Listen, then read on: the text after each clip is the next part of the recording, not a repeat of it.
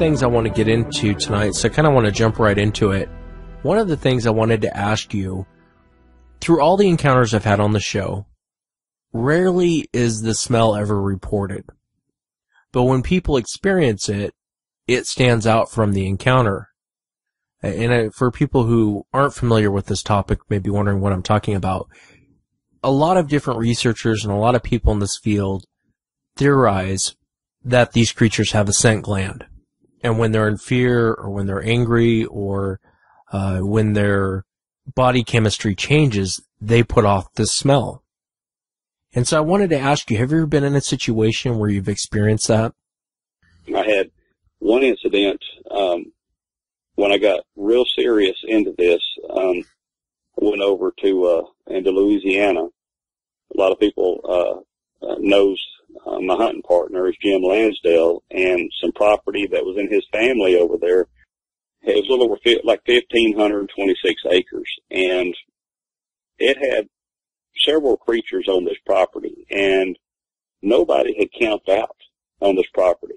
I mean, Jim, you know, the whole time he'd, you know, been with his wife and whatnot. I mean, at least that he knew of, he started hunting that property in the early 90s, or could have been the 80s, but I'm thinking the early 90s.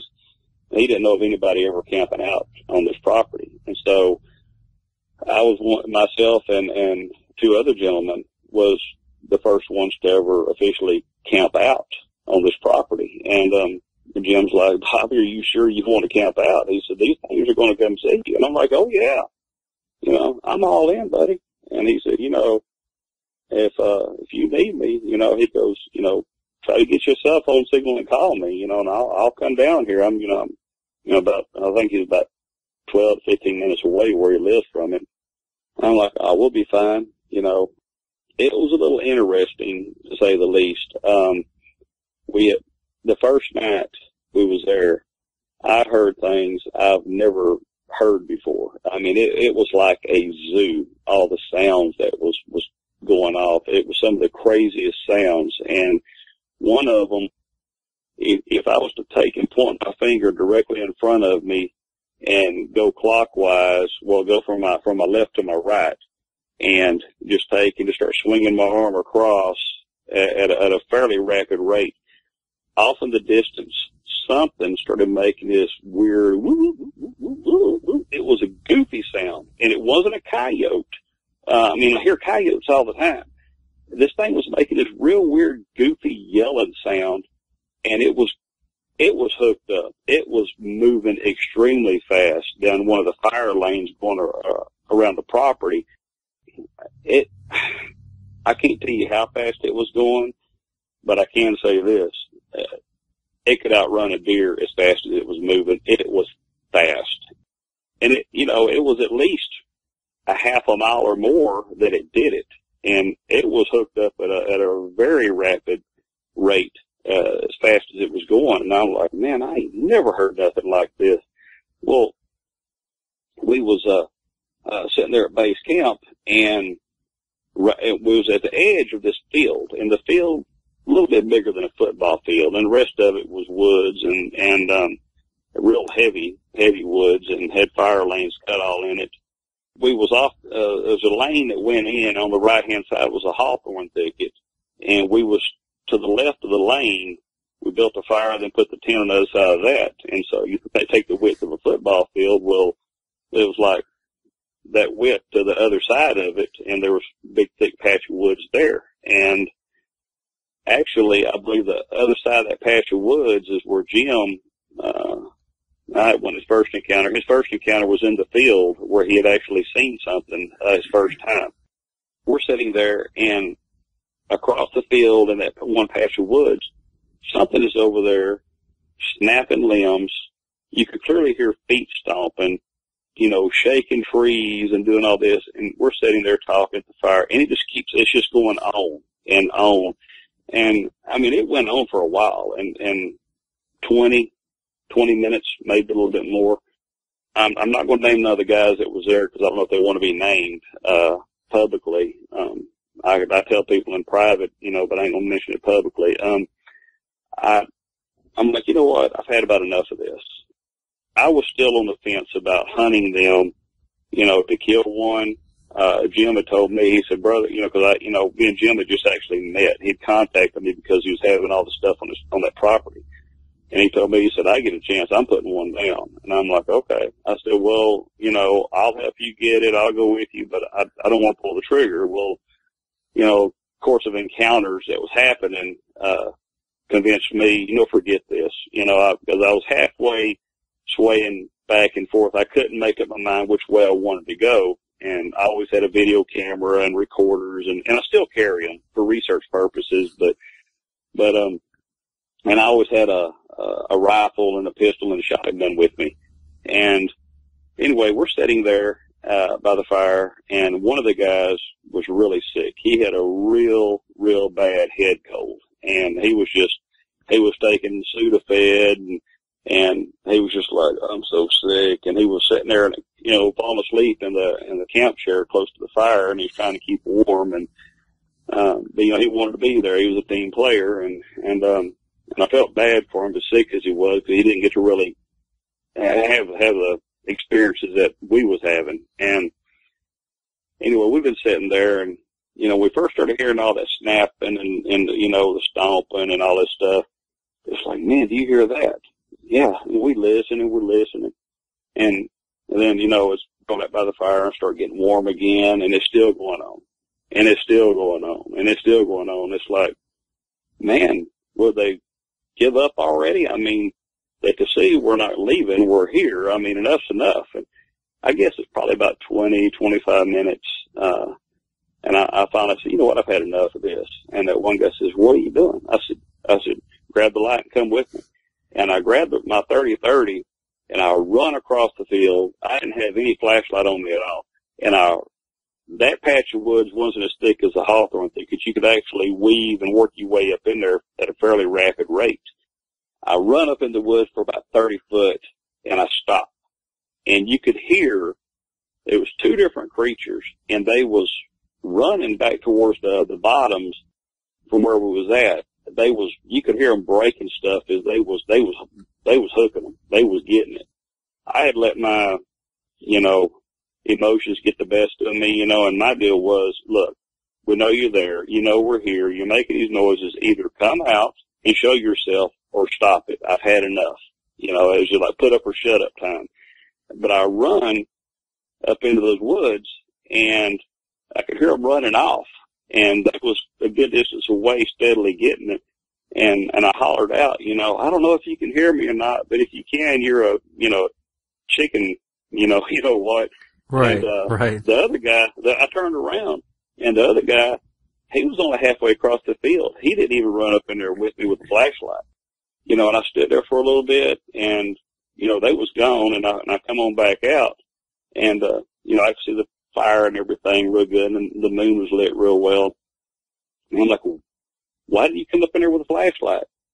He said, man, I wasn't running up in there. I'm like, why? He said, I just wasn't. He said, he goes, I don't know what you was going to do. I said, dude, it was put up or shut up time. Enough's enough. Well, the night went on. A couple hours later, I'm sitting here, we hadn't heard anything else. It got real quiet. And I'm sitting here facing the fire, and out of nowhere, the hair, when people say the hair stand up on the back of their neck, I had a tingling running up and down my spine. It was just running back and forth, and I'm sitting here looking at the fire and just contemplating all the night's events that had taken place, and then all of a sudden it clicked. It's like, wait a minute, something's not right. You got this tingling running down your spine for a reason. Something is not right. I turned my face away from the fire to, start getting my natural night vision back, being able to see better, because blinded by the firelight. And I'm sitting here trying to get my bearings, and I'm like, that son of a gun's over in the hawthorn thicket over here, and he's sitting there watching us. He was watching me. I could feel him watching me, and that's why everything was going haywire, running up down my spine. And it was just a tickling feeling. It's like your spine is lifted and there's little tickly things running up and down where it was. It's just real weird. It's just like you knew something wasn't right. I got up and I grabbed the flashlight and I grabbed I think it's my 30-30. I don't know. I might have grabbed my shotgun, but I'm pretty sure it was my 30-30. I kind of stepped away, probably 30 foot, moving, back away from the camp, back up the field along the lane right there. And I got a slight whiff of something like, oh man, that ain't good. And, I went back and I told, this one guy, well, the other one was sitting there asleep. He was sick.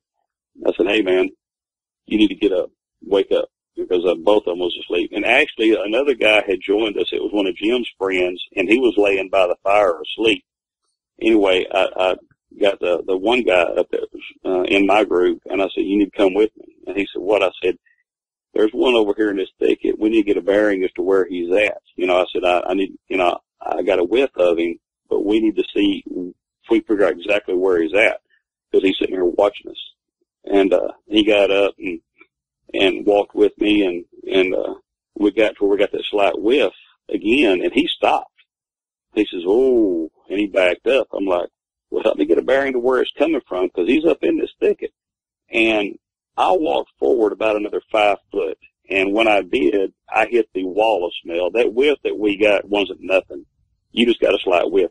I hit the wall of smell, and it was just like you walk into a brick wall, and it caught me where I was actually inhaling at the time, just breathing in, and I got a whole set of lungs full of this stuff. I'm like, man, I backed up.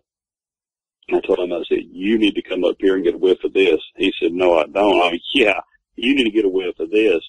He said, no, I got a whiff of it. That's all I want. And I'm like, yeah, you haven't got nothing. I said, you walk up there and hit that wall of smell. I said, buddy, that's bad. What did it smell like? I know a lot of people talk about the smell, and I've never really personally ever smelled it, but what did it smell like? Well, it's a couple of combination of smells to it.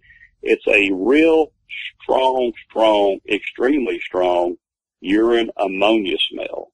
And, deer hunters will know what I'm talking about. The buck will sit there and pee, and he'll pee on the inside of his, like around the knee area of his hind legs, and he'll have these little patches, where, it's part of a scent gland deal. And, they pretty strong smell, I mean, it stinks, because they pee on it, pretty much their whole life, and it's part of their scent, for marking things. That doesn't come close to it. I mean, it's like something had, and actually we started coming out and saying, which I did, I come out publicly and said these things had to have a scent gland to release this smell on will, because they couldn't, it wasn't there all the time. So it had to be a scent gland, and they had to be able to release this scent. Of course, the internet had, armchair researchers on there, and they're, oh no, there's no way it could have a scent gland. It's never been proven to be in any of the ape family or whatever. Well, we're not talking about typical known creatures here. We're talking about an unknown creature. And Jim, said, yeah, and if it smelled that way all the time, it starved to death, because, it couldn't sneak up on anything because it'd smell it, and which is exactly right. And, then they discovered that one of the gorillas, the lowland gorilla or mountain gorilla or something, has a scent gland where it can release scent. And it's like, so there you have one of your known apes that has a scent gland, so, we're on to something here. Well, it's a real strong urine ammonia scent, like it's been peeing in a fold of skin or something for 20 or 30 years, and it's just sitting there just fermenting and getting just real rancid and rank. But you take that smell and you combine it with if you have a raccoon that won't tree, he'll live in a creek bank or something. I mean, they stink. They just have a nasty wild animal smell to them. You put that smell with that real strong urine ammonia scent, and that's pretty close to what this thing put out there. And I mean, it was tough. I mean, and actually, when I smelled it, the other guy, he wouldn't walk up there and get that strong whiff of it. I backed up and said, we do see where he's at. He said, well, I think he's right over here. I said, I think you're right. He said, well, the wind's whipping, through there and coming out of that area and coming right through here. I said, yeah, I think you're exactly right. Well, I backed up, staring at this area and, got 2 camp chairs and pulled them away from the fire and put my back to them. And, I had laid my shotgun across the camp chair to my left. And, and I had my 44 Magnum laying there with that. And then I had my rifle, and hold my right hand, on the lever and everything else. And in the left hand, I'm kind of just leaning forward in my camp chair, and I've got it laying across my knees, kind of pointing in that direction. And I'm just sitting there. And, this other guy said, what's the matter? I'm like, what do you mean, what's the matter? He said, what are you doing? I've never seen you act like this. I said, evidently you didn't smell what I smelled. He said, yeah, I smelled. I said, no, you didn't smell what I smelled. You got a slight whiff, and you knew that something was there. That's the smell that I had smelled and I told you about. You didn't walk up there and hit the wall of smell. The smell that I got when I hit the wall of smell told me that this thing isn't here to be our friend.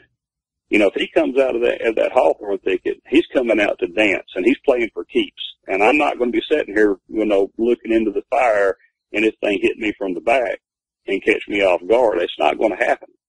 This thing, the feeling I got when I got that strong whiff of stuff was, this is a bad boy. He is bad to the bone. And as Jim would say, he's the bull of the woods. He is. I just think it's interesting how you're sitting there, you don't see anything, and then you get this sense like something's around. You get this feeling like, hey, I'm being watched. And I've had that before.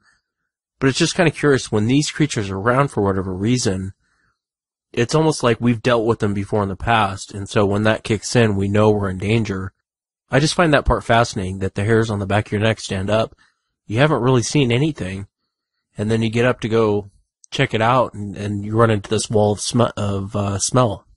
Yeah, it's, I had never really thought much about it, because, going into this, I read books, when I was 8 years old, I was at a local department store. It was a Gibson's department store, which is like Walmart of the time. It's not a Walmart, but it was like, our Walmart of that time before the Walmart stores hit. I was there looking at some of the iron-on transfers and patches, for make love, not war, peace, do unto others, and split. We'd get them, we would iron them on our T-shirts, and I'm looking at them, and to the left, there's, a bunch of, pocketbooks and stuff, and there was this yellow book there, and it had a film clip running across diagonally, and in that film clip, there was this creature, and it was this dark, black-looking creature, and it was walking, looking back at you, and, that image, I go up there a couple times a week because it was about a half a mile from our house. I'd ride my bike up there because we ended up moving to Jacksonville, Texas, and when we left Garrison, and here I am 4 years later.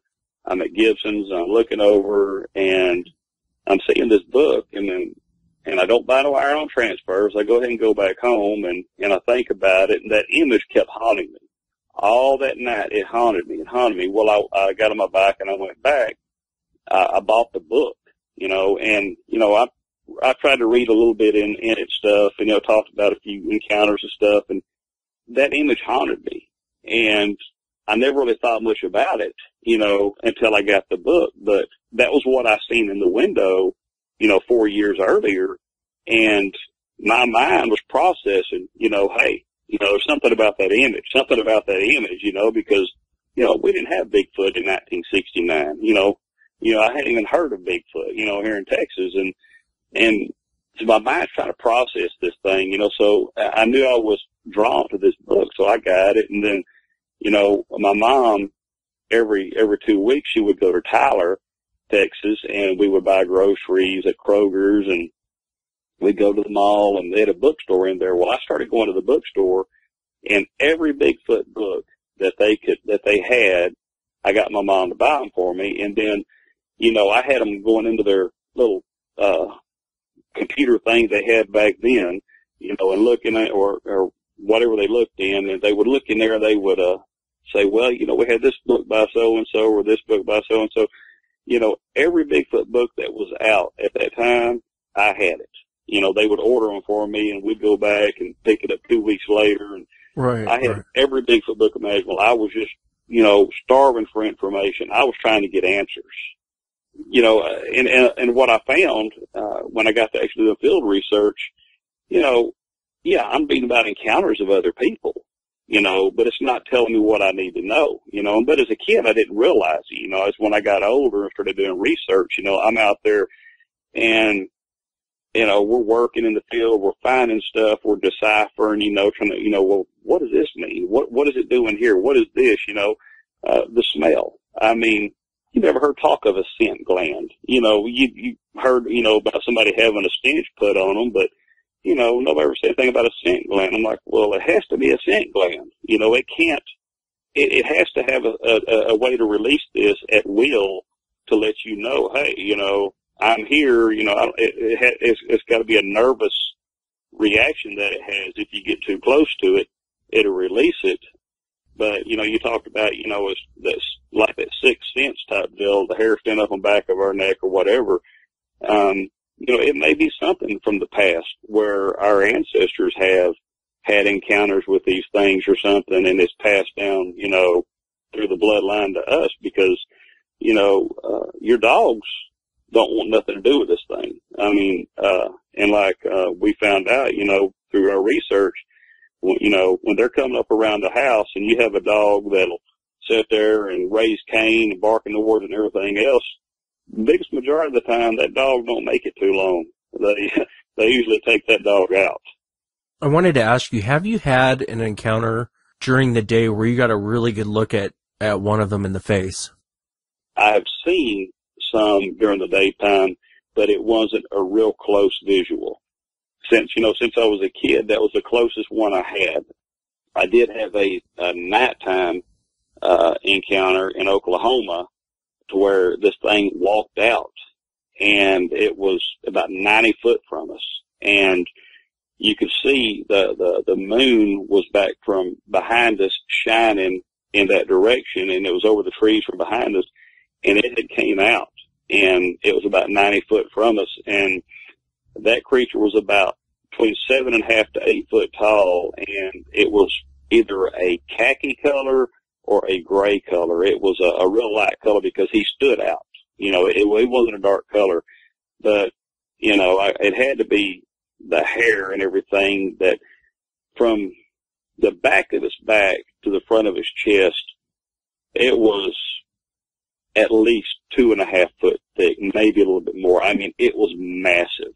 And I was just like, that's the first sighting I had when I got to actually doing field research, was that sighting right there. And it went up to its head, and, you got the typical head that at the back of it kind of has a crest to it, like, they call it the conical shape, but it was real thick. And it had to be thick hair coming off the head, coming onto the shoulders to make it look like the head and everything was the same thickness as the shoulder blade to the chest. I mean, because it just went up to the top of his head, and this thing was massive.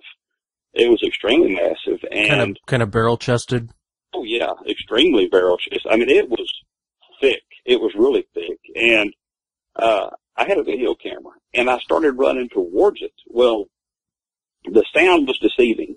When it came out, you hear, because we had heard it come in, and I said, and it made a grunt like a pig, and I'm like, that thing grunted like a pig, and I grew up hunting, and, it was hard being a kid hunting, knowing that there's things out there that's not supposed to be out there, and, it was really hard on me, and it took me a while to get over going in the woods before daylight, coming out of the woods after dark. I mean, it was tough being a kid growing up in a family of hunters.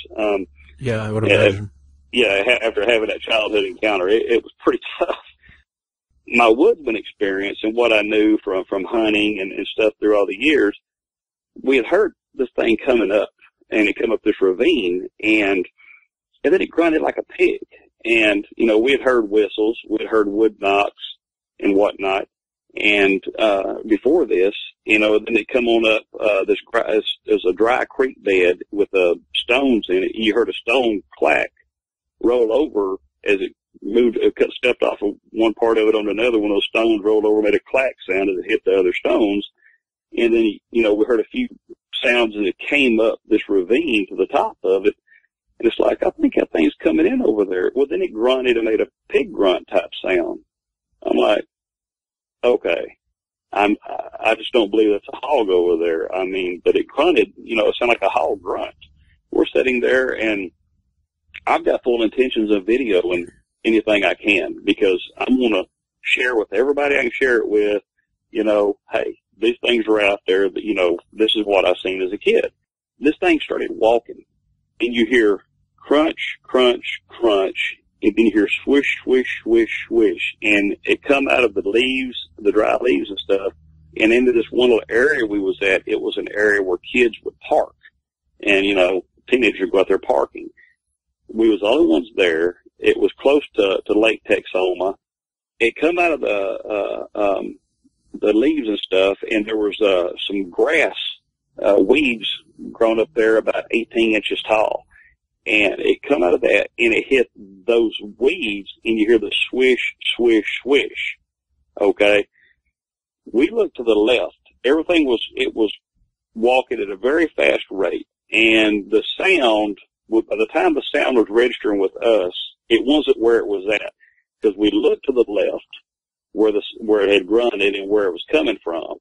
And we're looking, and we're not seeing it. Out of my peripheral vision to my right, I catch movement, and I look. I'm like, there it is. I jump up, start running towards it with my video camera. Well, the guys that are with me are thinking that it's still to the left, and they run to the left. They're like, why is he going that way? You know, I'm running straight towards this thing.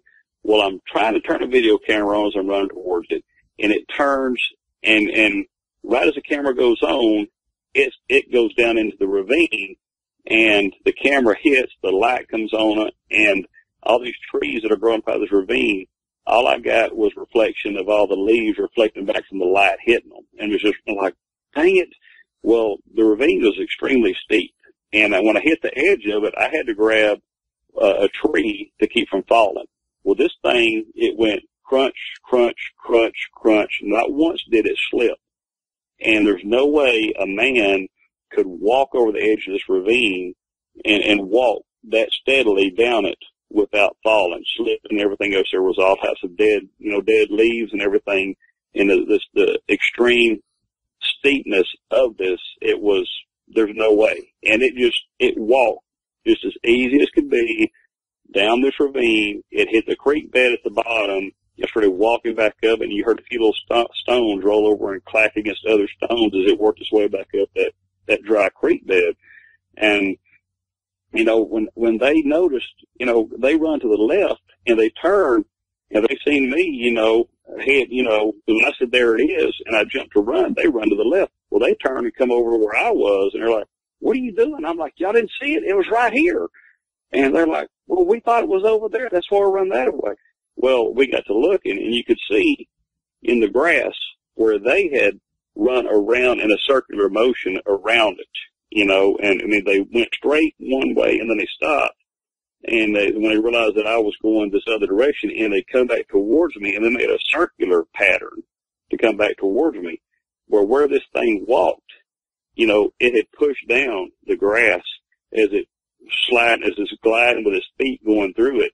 You could see the path that it took, you know, across there. And so, you know, we was looking with flashlights and everything. They're like, holy crap, this is where it came through. You know, you see where we was over here, where we ran, and where we came back, and you could see where this thing went through there. I'm like, I told you, this is where it was. I was on it, you know, and you know, it was, that was my first encounter after my childhood encounter. And, you know, my whole deal was, I love to video it, but the main thing was I wanted to see one again. You know, since my childhood encounters, like, well, if I see one, it'll answer so many questions. Wrong. Seeing one gave me more questions than I could ever imagine. You know, and so it's, you know, seeing it doesn't answer anything. It just lights a fire and the desire to know more, because you don't really get to answer anything by seeing it other than, oh my God, there it is, and that's it. You're the co-founder of GCBRO. You have this show on Destination America, Killing Bigfoot. You've been researching this for years, and I like the premise of the show. You guys go out to situations to where people are being messed with on their property. People are having troubles on their property, whether it be animals being killed or just general harassment.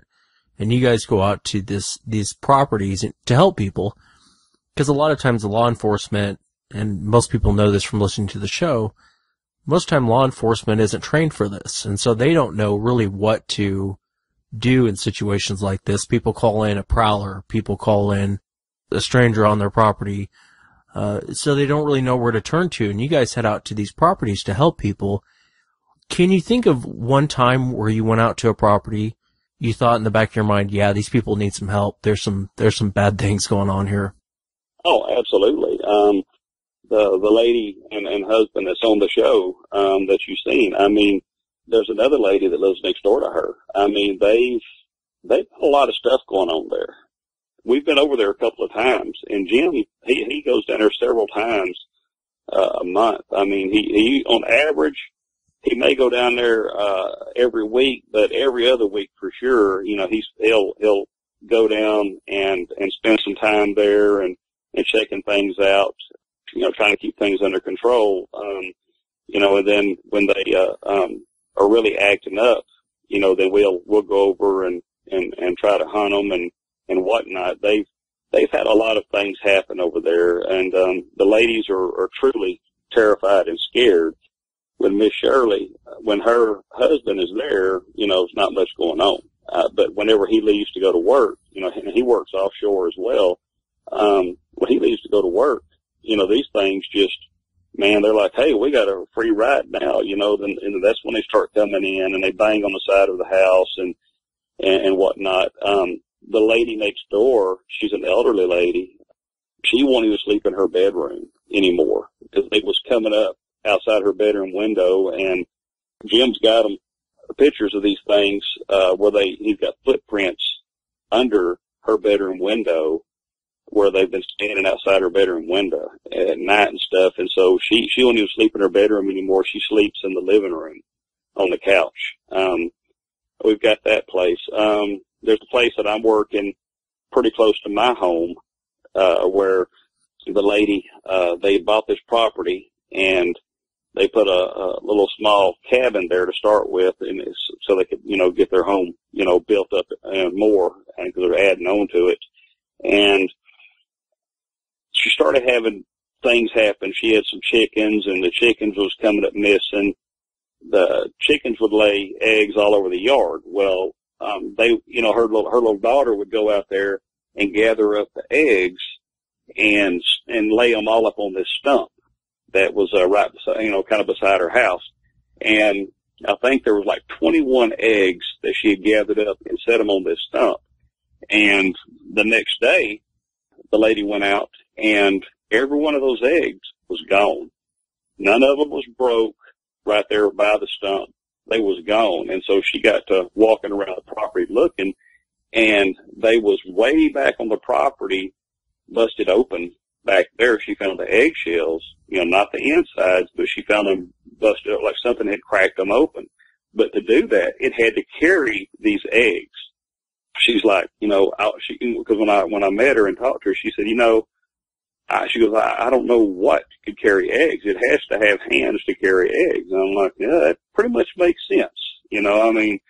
But she had this security light on the side of her little cabin, and her cabin is off the ground about 3 foot.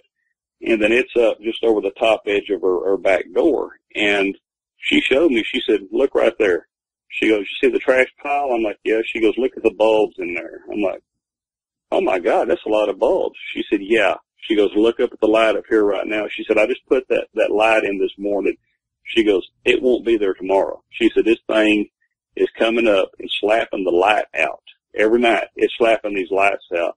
And, they was just piled up in the trash pile. Well, I walked up and on the ground, I reached my hand up as high as I could reach. I'm 6'1", and if I stretch and stretch and stretch, I can pretty much hit the 8-foot mark with my fingertips, just barely touch it. Well, this thing was over the reach of my hand. I even got on my tiptoes, and I could not touch the bulbs that she's putting in there. And they're the big floodlight bulbs is what she's using. So this thing was taller than me, and it was knocking the lights out. I mean, it was hitting the lights and breaking completely out of the base. The metal part would still be screwed into the light fixture, but the glass part was out, and it was slapping these lights out. Well, they had some hog dogs that was pinned up on the other side of the chickens, and they got rid of the hog dogs. She said, whatever this thing is, it ruined the hog dogs. She said, those things are scared to death. They won't hunt anymore. They quit hunting. She said, they don't bark. They quit barking. They will not bark at this thing. And she said, this other little dog that she had, it was like a dachshund, you know, like a weenie dog type dog mixed with something else, a little small dog. Well, they had a brush pile behind her house, and it run around there. She heard something, and she went outside, and she had a 22, semi-automatic 22 rifle with her, and the little dog would run around the brush pile, then all of a sudden it made a yelp. She said the little thing, you know, she never heard it make a sound like that. She heard this thing, it grabbed it. She heard it made some noise. I can't remember the noise she exactly described, but then she heard the little dog. It made that weird yelping sound, and she just pointed the rifle in the direction she heard the sound, and she fired off several rounds real quick, you know, pow, pow, pow, pow, pow. And she said when she did, something screamed out, and it goes back to that demonic sound. She said it sounded evil. She said it's the most evil sound I've ever heard in my life. Well, when it did, the little dog come running back around the brush pile. She said, I think I hit it, and it dropped my dog, but it run back around the brush pile, and both shoulder blades was split open, and she said it was like slobber was all over the back. It was like it had picked it up and was biting into it, and then she cut loose with her 22 and started shooting, and then, you know, it dropped it and hollered and took off through the woods, you know, away from her. And she said, I don't know what this thing is. I just want it gone. Well, her husband was working out of town, and he would be gone for a month to 2 months at a time, and then he would come in for a week or two, and then he'd have to go back. At that point, when she, you know, got in touch with me, and I went over and I started investigating, you know, in which I recorded some sounds over there that's real interesting. I mean, it's chimp type sounds. It sounds like a chimp making some sounds is what it sounds like. Her husband came home, and he got a job locally to where he wasn't out of town.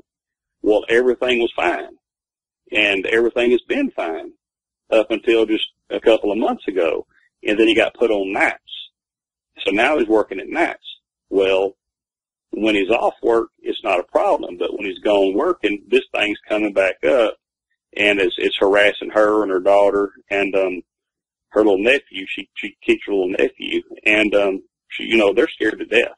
And she told me, she said, Bobby, whatever you got to do to get rid of this thing, I just want it gone. I'm working with the guys right now, and we're you know, preparing to do a hunt over at that location. And we may, you know, if everything gets lined out and everything gets signed, the contracts get signed, you know, we may film us hunting over there, you know, if it gets done in time. But I'm working on doing a hunt over there, and that lady's terrified. You know, she just wants the thing gone. Her little daughter, she's about 12 years old, and she's a little bitty dainty thing. And she told me, she said, Mr. Bobby, please get rid of this thing. She said, you know, I can't sleep at night. You know, she goes, I'm so scared this thing is going to be in the window looking at me, and it's going to get me. And I'm like, baby, we're going to do whatever we can to get this thing out of here. You know, we're working on it. She's not far from my house. If I jump in my truck and I really hook it, I can be there in about 10 minutes, you know, down some back roads to get over there. And of course, that's doing about 85, 90 miles an hour. I told her, I said, if this thing comes up and it's outside your house and and it's acting up, you're scared, you can call me anytime. I'll jump out of bed, throw my clothes on, and I will be here to take to it. I mean, I don't have a problem with that. And she's been handling it so far, you know, pretty good, but she's like, as soon as y'all can get here and try to get rid of this thing, you know, please come. And I actually went over there last week. It was making some sounds outside her house, and I showed up over there, and it made 2 different sounds while I was there. I took off in the woods in the direction that it was, you know, so I'm like, okay, we're going to see if we can, you know, put our eyes on this thing. And I had my 2 sons with me. We took off in the direction of this thing, and we went all through the woods, down the trails and stuff that it used and everything, and it pushed it off the property. And we hung around for a while, and you know, we didn't hear anything else. And when we pulled up on the property, her horses, she had some horses, they was at the front of the property on the west side, the northwest corner, and they was up in there in that area. And this thing was over on the kind of the not just more the eastern side of it. It wasn't so much northeast or southeast; it's more just the eastern side of it. And they was up in the northwest corner, as far away from it as they could get. And after I, you know, pushed towards it and pushed it back, there was a hunting lease on the other side of her property. After I pushed it back off on that hunting lease going towards it and coming back, I noticed that the horses come back across the property, on across the front up there, and they was up on the southeast side and stuff and grazing around and eating and stuff. And I'm like, yeah, we pushed the thing off, you know, because the horses are over here now. They're not huddled up on it, you know, on the northwest side, scared to death. Yeah. But, yeah, and that one little dog that it had, you know, had grabbed a hold of, it would, the whole time that it was in that one area and we heard it, it was under the house, barking, but it was under the house. It was back up and under there where, you know, you couldn't get to it. It wouldn't come out from under the house. And after we pushed it off and everything, it quit barking, but it was going nuts until we took towards it. But that's just another one of the families that, you know, we're working with. Are you ever concerned? You know, there's so many stories about, like I can think of the Siege of Hanabi or the miners up in Washington State, where someone did shoot one and then all of a sudden things got much, much worse. Are you ever worried about being on someone's property, taking the shot, killing one, and then kind of up and leaving, and now the resident at the house might have bigger problems going on than what they had before? Oh, yeah, we've taken all that into consideration. When that one was shot back in the early 2000s, like I said, I'm fuzzy on the years, but it was like the January following the World Trade Center, the September 11th attacks on the World Trade Centers. It was like the January or so following that. So, you know, 5, 6 months later, it got kind of crazy there for a while. On that property, it got, you know, a little crazy. Just a lot of stuff was going on. We pretty, you know, and pretty much from what we know, we've also become real good friends with, a lot of people have heard of the siege at Hanobia up in Oklahoma, and, you know, which is, you know, telling a story of a good friend of ours, Michael Humphreys and his brother, in which Michael's part of our team. And, you know, they had contacted another group that went up there, you know, because his brother had shot one. This thing was coming up to their house, and his wife and daughter were scared to death. This thing was looking in the windows, and so his brother shot one, and he actually dropped it. And he contacted this other group because there was like 3 of them, and 2 of them come in and grabbed it and took off with it. And man, for months afterwards, you know, at least 3 months, man, it was just, you know, the family went through a lot. You know, people don't realize everything they went through. They pretty much had to stay armed to the teeth all the time and be on high alert, because they was, you know, they caught a lot of flack from the other creatures over, you know, Michael's brother shooting that one. I'm not going to say anything about the other group and other people involved. It was, you know, I wasn't there. dealing with another group, Michael and his brother was very dissatisfied, and they didn't want anything to do with anybody that claimed to be a researcher afterwards because they was looking for help as to what had happened, and his brother and everything, like, look, I need somebody here to help me. I don't want to be you don't need to be standing behind me. You're supposed to be the expert. You're supposed to be helping me. He didn't feel like he got what he had asked for. And it was probably a year and a half, 2 years after that, he finally, started talking to us, and he come down and went on on one of our hunts. And the first night there, him and his brother both are like, hey, we wish we would have called you guys because, we called the wrong group because, you guys are the real deal. Y'all are getting out here in the mix, and all this. And, from what we've, learned from these things, you guys are spot on, with everything that y'all are doing. And, we wish we would have called y'all to come up there, when Tug took the shot. It's like, well, I understand. I mean, it's just, that's the way it happens. But, we pretty much, come to the realization that if we're on somebody else's property, where they're being harassed by these things and we shoot one, we're going to be pretty much prepared to spend 3 to 5 months there, to deal with the aftermath of what happens, because if there's several creatures there, it's going to be pretty crazy, and we already know this. So, and of course, after we make the shot, we'll be having a couple of us to be there, and it's going to be at nighttime when the stuff's happening anyway. For the most part, maybe some daytime stuff, but mostly it's going to be in the nighttime.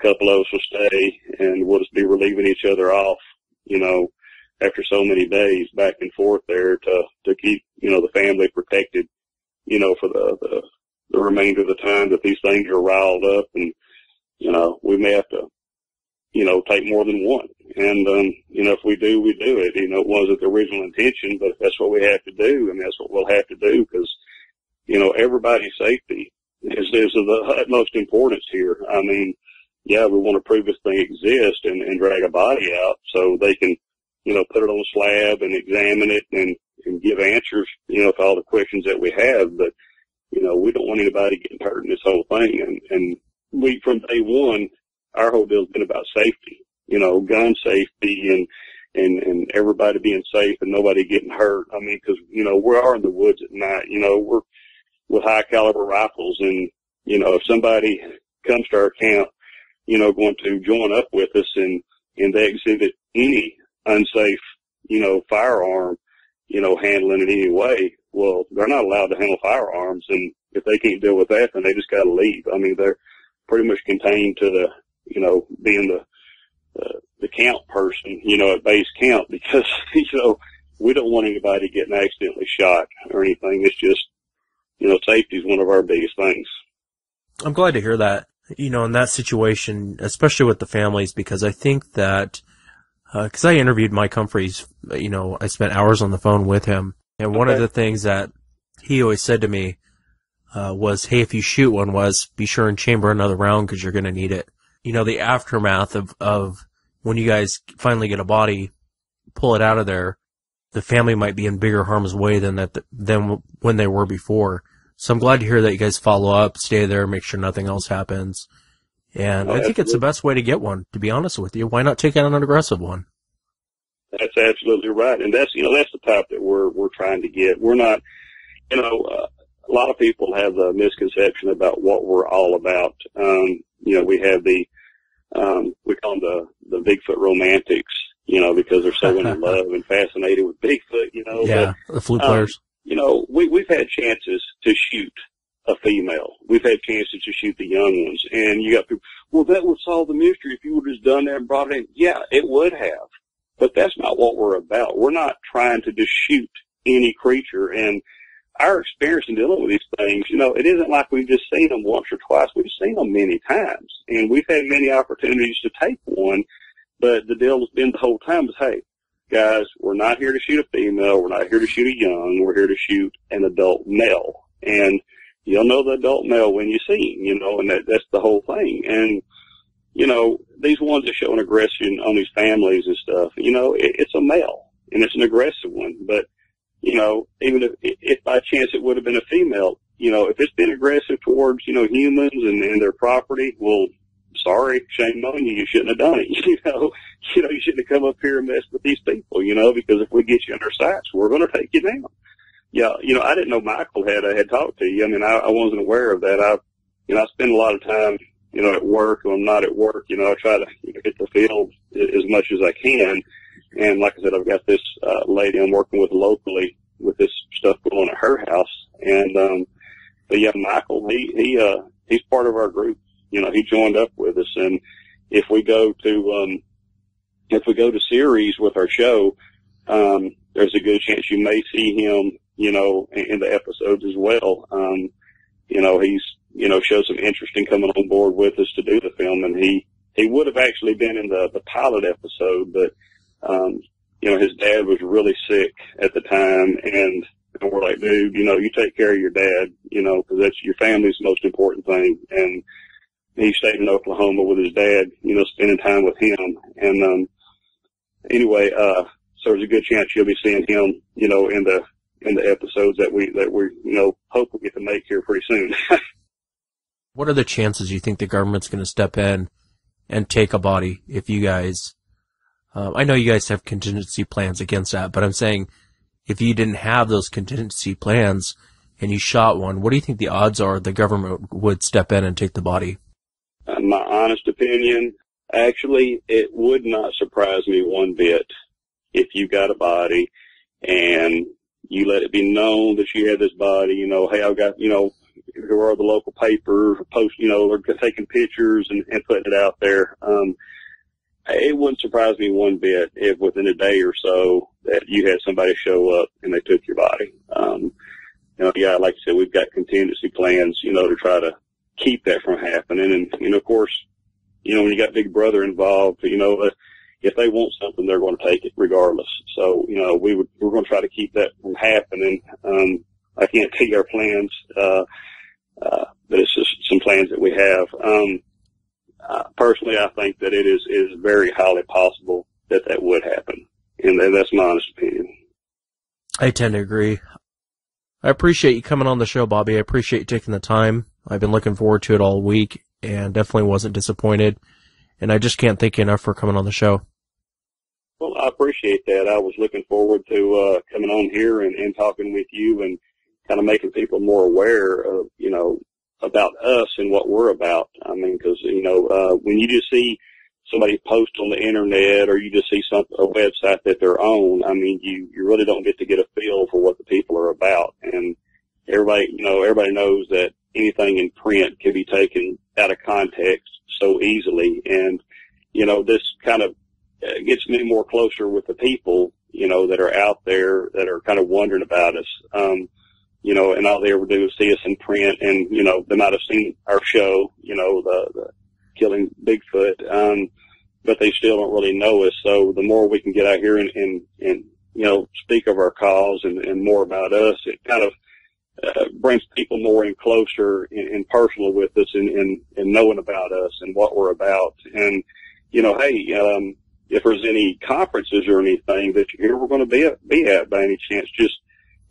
come talk to us in person. I mean, we're all very personable guys. We'll take the time to talk to you and you can get to know us one-on-one. I mean, we surprised many people in the past from being at conferences and they came and talked to us and they're like, wow, you're nothing like what we thought you was like. You're just totally a different type of person, because we've been stereotyped as, because of where, we live at, we live down south and we've been stereotyped as just crazed, drunk, redneck, killers, out spotlighting and everything. And no, it's further from the truth. And, so if you get the chance to come where we're going to be anytime to meet us, come meet us, contact us through the website, and, for the most part, we don't mind, if our time is available and everything lines out right, we do meet people and go out on outings and let people see what we're about. I mean, we're not monsters. We're just people out here just like everybody else. We have a desire to know more, and that's the whole thing. And, we weren't getting answers from reading books, so we took it on our own to do this. And this is where we're at. So come meet us, get to know us, and, don't just base your assumptions about us on what you see on the internet or what somebody else says. Learn for yourself, talk to us in person. We're here, we're not going anywhere. So come on out and meet us. Yeah, well said. Thank you again. I sure appreciate it. Oh, you're welcome. More than welcome. I really enjoyed it. And, I'll be happy to come back anytime. Just Episode 100. 100 shows down. I think it's actually technically like 135, but who's counting? I'm excited about tonight. I'm really, really happy that I've actually hit episode 100. And I really want to thank all of the listeners out there who have stuck with the show and who've really enjoyed the show. It means more to me when people say, hey, there's nothing more I look forward to on Sunday night than listening to the show. And it's kind of like going back in the old times and where everyone kind of sat around the radio, listened to their favorite show. So I think it's really cool, and I really do appreciate it. The idea for the show has always been to create something really cool and a safe place for people to come and talk about their encounters and have it be something that everyone enjoys. So I really do thank everyone out there who supported the show, who continues to support the show. Last week, I actually I did 2 shows last week, and it was with Bobby Hamilton from the GCBRO, and he went in and talked about his encounter, about having one coming up to his window at night and kind of motioning for him to come to the window. And Bobby shared so much. He shared all of the encounters he's had over the years and his whole feelings on the topic, kind of his theories on what this is. And take a listen to that show if you haven't heard it. There's 2 shows that I did last week. Take a listen to them and tell me what you think. Tonight's an exciting night. I have 3 witnesses for the listening audience out there. The first person I want to actually talk to is David.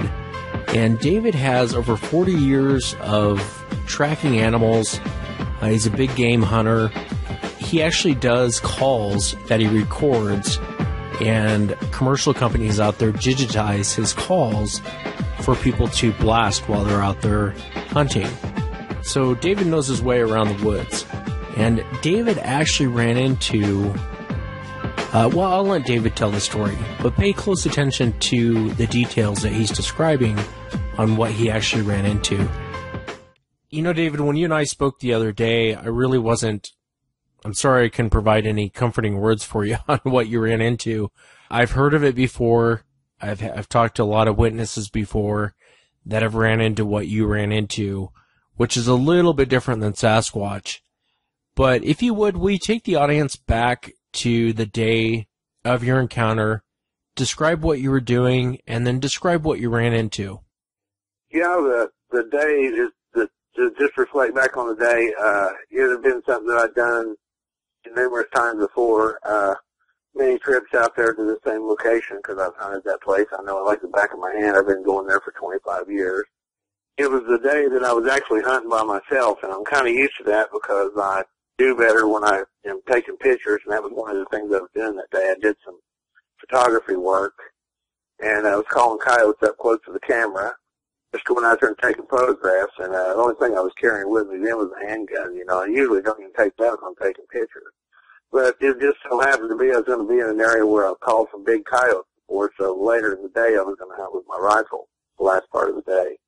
The day was a good sunshiny day. There was hardly any wind, and I started out in the morning at daylight and started getting coyotes coming in on every stand just about. I took, something like 25, 30 pictures of different coyotes that I called in that morning and afternoon.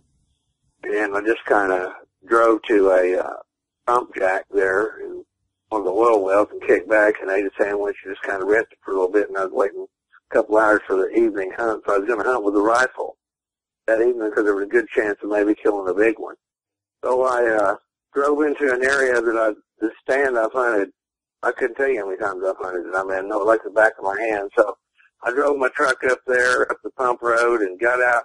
And as soon as I got out, I noticed these funky tracks. I thought, I ain't never seen tracks like that, you know. But what I could see was three toes at first.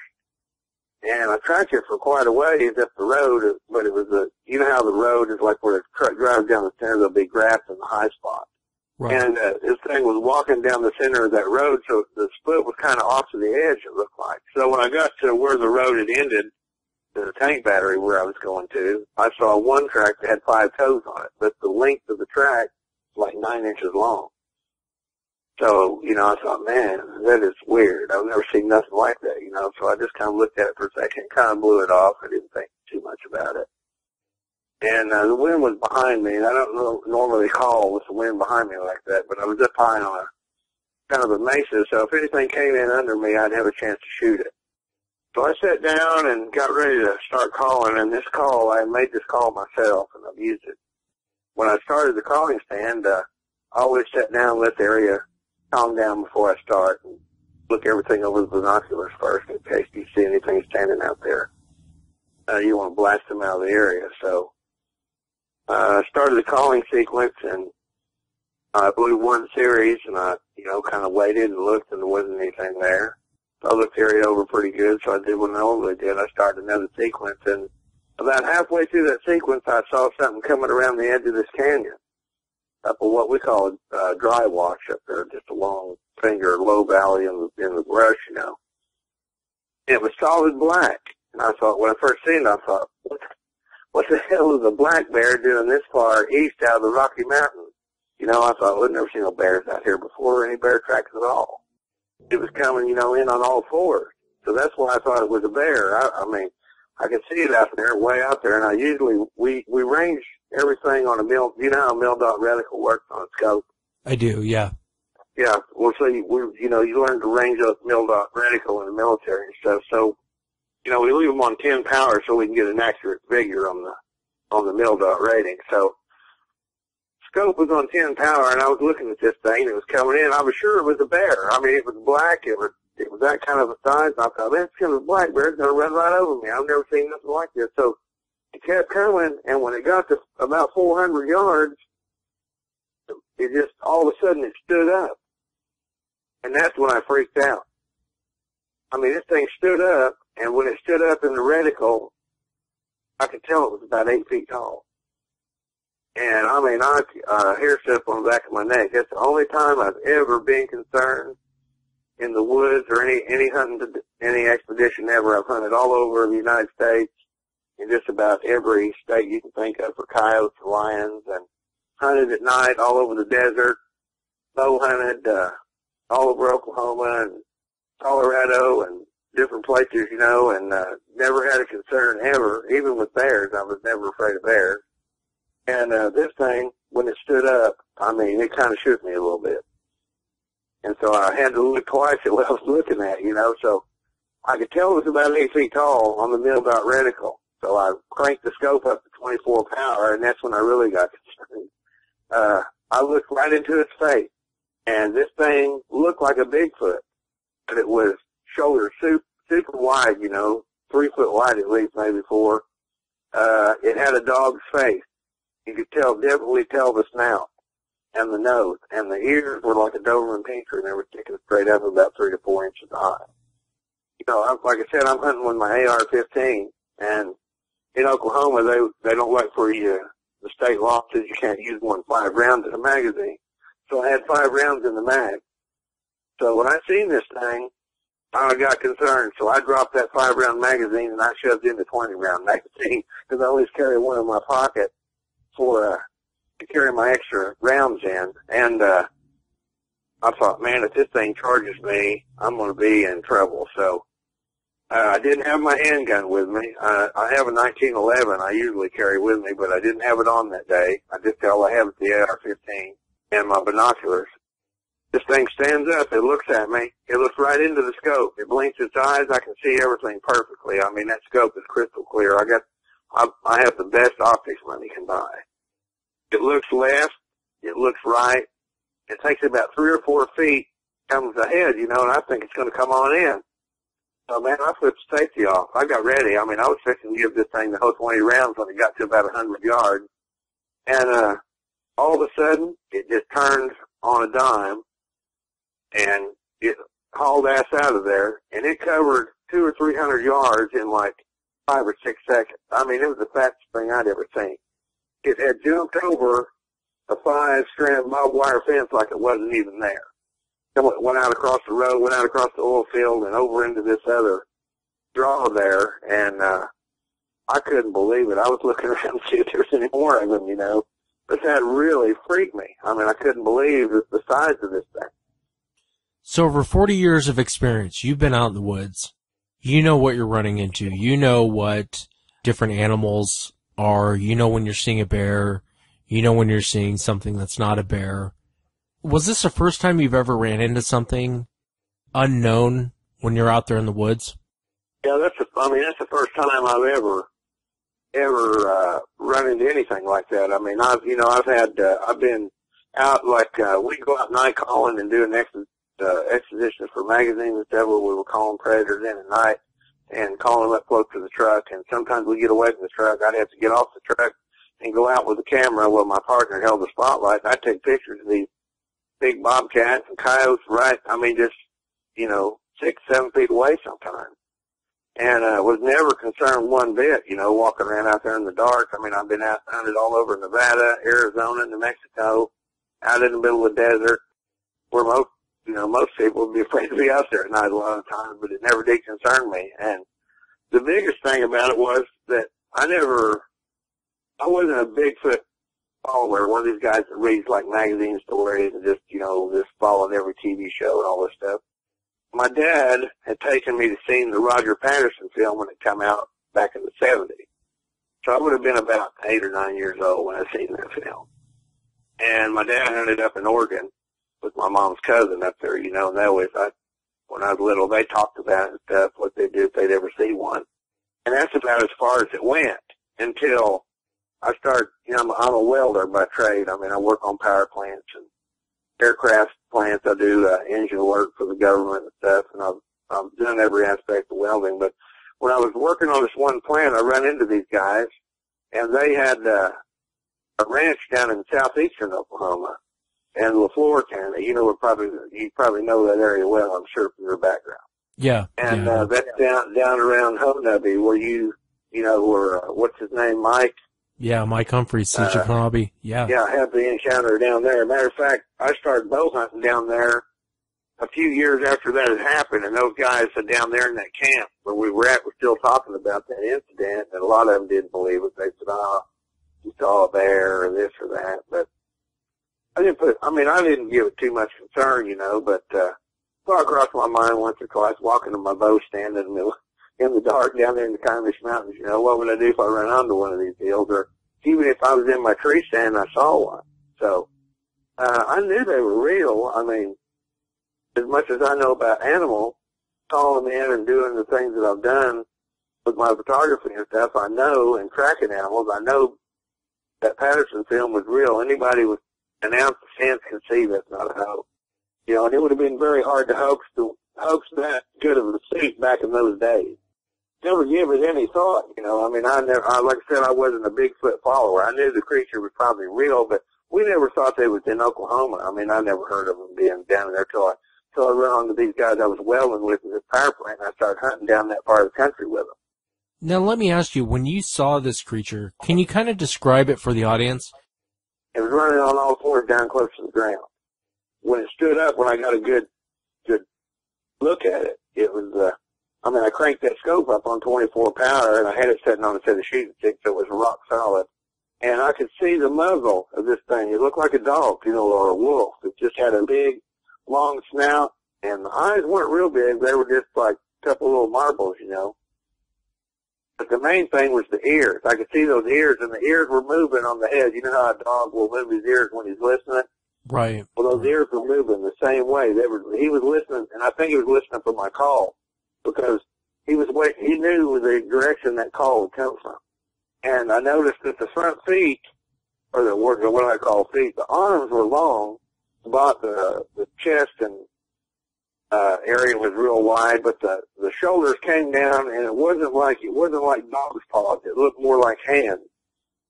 You know, you could see the distinct fingers on the hand. As the body came down, it wasn't like you normally see these pictures of a Sasquatch where it's thick and heavy on the legs, and it was thinner, come down more slender like a dog's leg to the bottom. But it freaked me. I mean, it was just as much as it'd be like a coyote or a wolf standing on his hind leg and look like he'd been with a bodybuilder. And what would you guess would be the weight of the animal? From the size of it, looking at it through the scope, when I ranged it on 10 power with the middle dot reticle, as tall as it was, it would have been 600 or 700 pounds easy. I mean, this thing I couldn't believe how wide its shoulders was. I mean, it was definitely very thick in the top of the body when it went down to its waist. I mean, it was super heavy. So you're talking about an animal that tall and that big would have to weigh between, probably a closer estimation, I'd say at least 600 pounds. So when it ran off, it actually ran off on two legs, correct? Right. It turned. Well, what it did is when it got up on two legs, it knew where the sound came from. It knew. It had to be pinpointed. It had to because, okay, well, you know, when you're hunting coyotes, you blow that call, and they can come from a long ways off, and they can pinpoint you within a couple of feet where you're at. And this thing was looking right at me. I don't think he seen me. I think he might have smelled me because the wind was at my back, and he was farther down that draw. It was kind of. Actually, it started up around the edge of the canyon there. He was kind of up on the edge of that.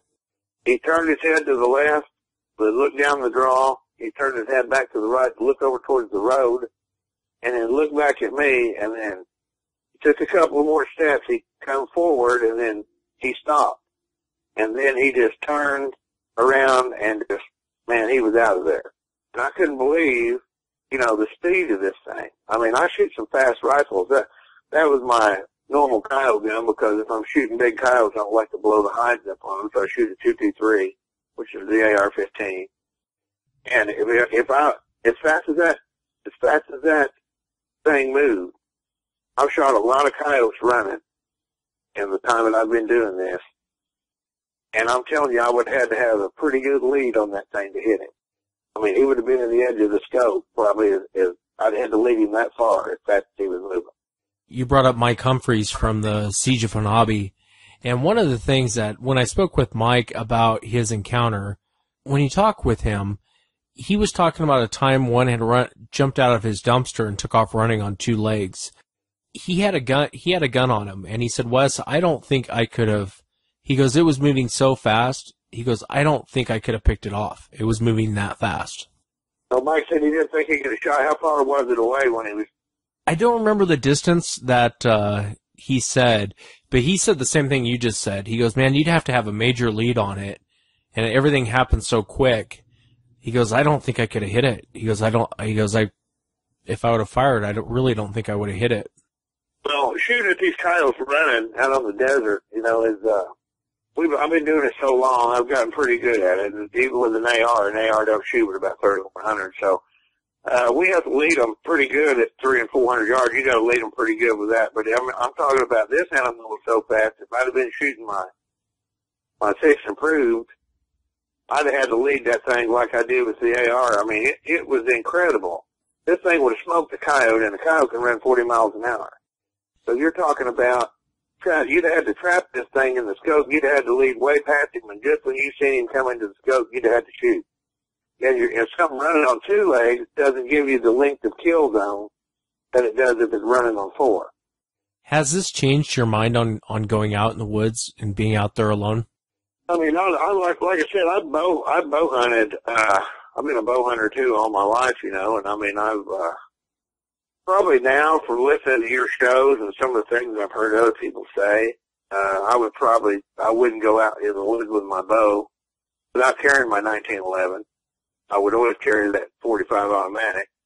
That'd be a last-ditch effort, but I mean, I think you could kill a Bigfoot or anything on top of you with a 45 if you have the right bullets in it. But no, it hasn't changed my theory on it. Matter of fact, it's made me think about, you know, actually trying to do a little more investigation and see if I can find this thing. Because this call that I have, that I invented myself, he came to that call just like a coyote would.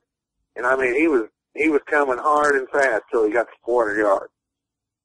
And then he just stopped out there, and that's when he stood up. So the sound that I use is not, this is a call I haven't sold because I sell calls on the market. I've never released this sound. And I've made a lot of sounds for electronic call companies. It's just now that I know that this thing works on this animal, I probably won't release it. It's almost like the creature either heard you when you snapped in the larger clip, and it knew it was walking into a trap, or both. Well, I don't know, because when he stood up, I mean, from being in this business, you know, as far as hunting coyotes, you know, working with that AR, I mean, I just didn't drop the magazine on the ground. I just released it down in my hand. I laid it down on the ground, reached in and got the other one and just clipped it in. I already had his round chambered, so the magazine would have followed up. You know, it would have picked up the rest of the rounds if I'd needed them. But I think he smelled me, or he knew something wasn't right. I think he smelled me, because there was a light wind from the north. And a lot of guys, you know, the general theory is when you're hunting coyotes is to put the wind in your face. But if you're a good enough rifle shot and you know how to work the animals, you can let that wind blow to them and still get them. You know, Sasquatch are known to be aggressive, or they can be aggressive. We have many, many reports of them being aggressive. What you ran into, though, is something, you know, I wish I could give you some great knowledge on what you actually ran into. Your description of the creature that you ran into, I've never heard anything good ever said about that creature, ever. See, the thing that throws me off about what you ran into, I've talked to a lot of hunters, and I've talked to a lot of researchers and a lot of witnesses, too. And one of the things they'll tell you when they run into what your description is, it's not a primate. They'll come out and say it's definitely a canine. It was canine what I ran into. Well, that's what this thing was, definitely dog in the face. So what I don't understand is how would it be, it has the same features as a Bigfoot on top. I mean, the wide shoulders, the forearms, and the biceps and stuff are massive. You know, they're huge, and it gets down to the hand. And then it's got hands like a man. So, I mean, it freaked me out. I mean, you hear about werewolf stories and all that, and everybody's watched these movies on TV, but I mean, it's, until you see something like that, I never did believe it. I always laughed at that stuff, you know, but then when I seen this, I mean, all the way home, driving home, I thought, man, you know, I was just trying to figure out how many times have I been out there walking around out there with a gun in my hand, with a camera, away from the truck, and bow hunting, walking in my tree stand in the dark, coming out in the dark, and you don't know if these things are watching you. You don't know if they're there. Well, and that's the thing that throws me off about your type of encounter, because everyone I've talked to, see, we've speculated, we've had people that said they're from the government that claimed there was a different type of Sasquatch, and that may be that this might be another type of Sasquatch, kind of like the baboon. You know, the baboon is probably one of the most aggressive primates out there. They generally are in a bad mood 24/7. They seem to be more vicious than a lot of other primates. But the thing that throws me off about this type of encounter, you know, you've been out there hunting for over 40 years. I've talked to other people that have been hunting that have no clue about Bigfoot, that have been out hunting for many, many years, and they'll run into one of these things. And I had a guy when I was down in Texas, first thing he said to me was, Wes, this wasn't a primate. He goes, you guys have this whole thing wrong. This wasn't a primate.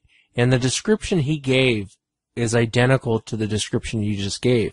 He said it had Doberman pinscher ears on the top of its head, and it kind of would move them like it was trying to listen, like how you'd see a dog do. And he said it was definitely a dog's head. It was not a primate's head. And so I'm kind of thrown, you know, I don't know what to think, you know, and then even being down there in Texas, finding the tracks that I found, those weren't primate tracks. Those were something else. and the vocalizations that we heard were something else. I've heard some of these sounds I've heard on your channel, these weird sounds. I know that I heard them same sounds, and we couldn't pinpoint it. We just thought it was a great big coyote out there howling in the distance. And who knows, it could have been this thing, you know what I mean? There were times we went into this same area and hunted, and we would see nothing. There was no rabbit, there was no bird. I mean, it was like a wasteland out there. And I was talking to a guy that was a biologist, and he said, well, he said that thing could have come through there, Dave, and everything just left the area, you know. And the next time you go back and it hasn't been through there and everything's moved back into the area. So there's 2 or 3 different theories on it. But I know the vocalizations are a main thing of this Bigfoot deal. If I was these people, I wouldn't be out there going around making Bigfoot sounds in the middle of the night. They might get something they don't want. That's the thing we always warn, I was always trying to warn people is be careful when you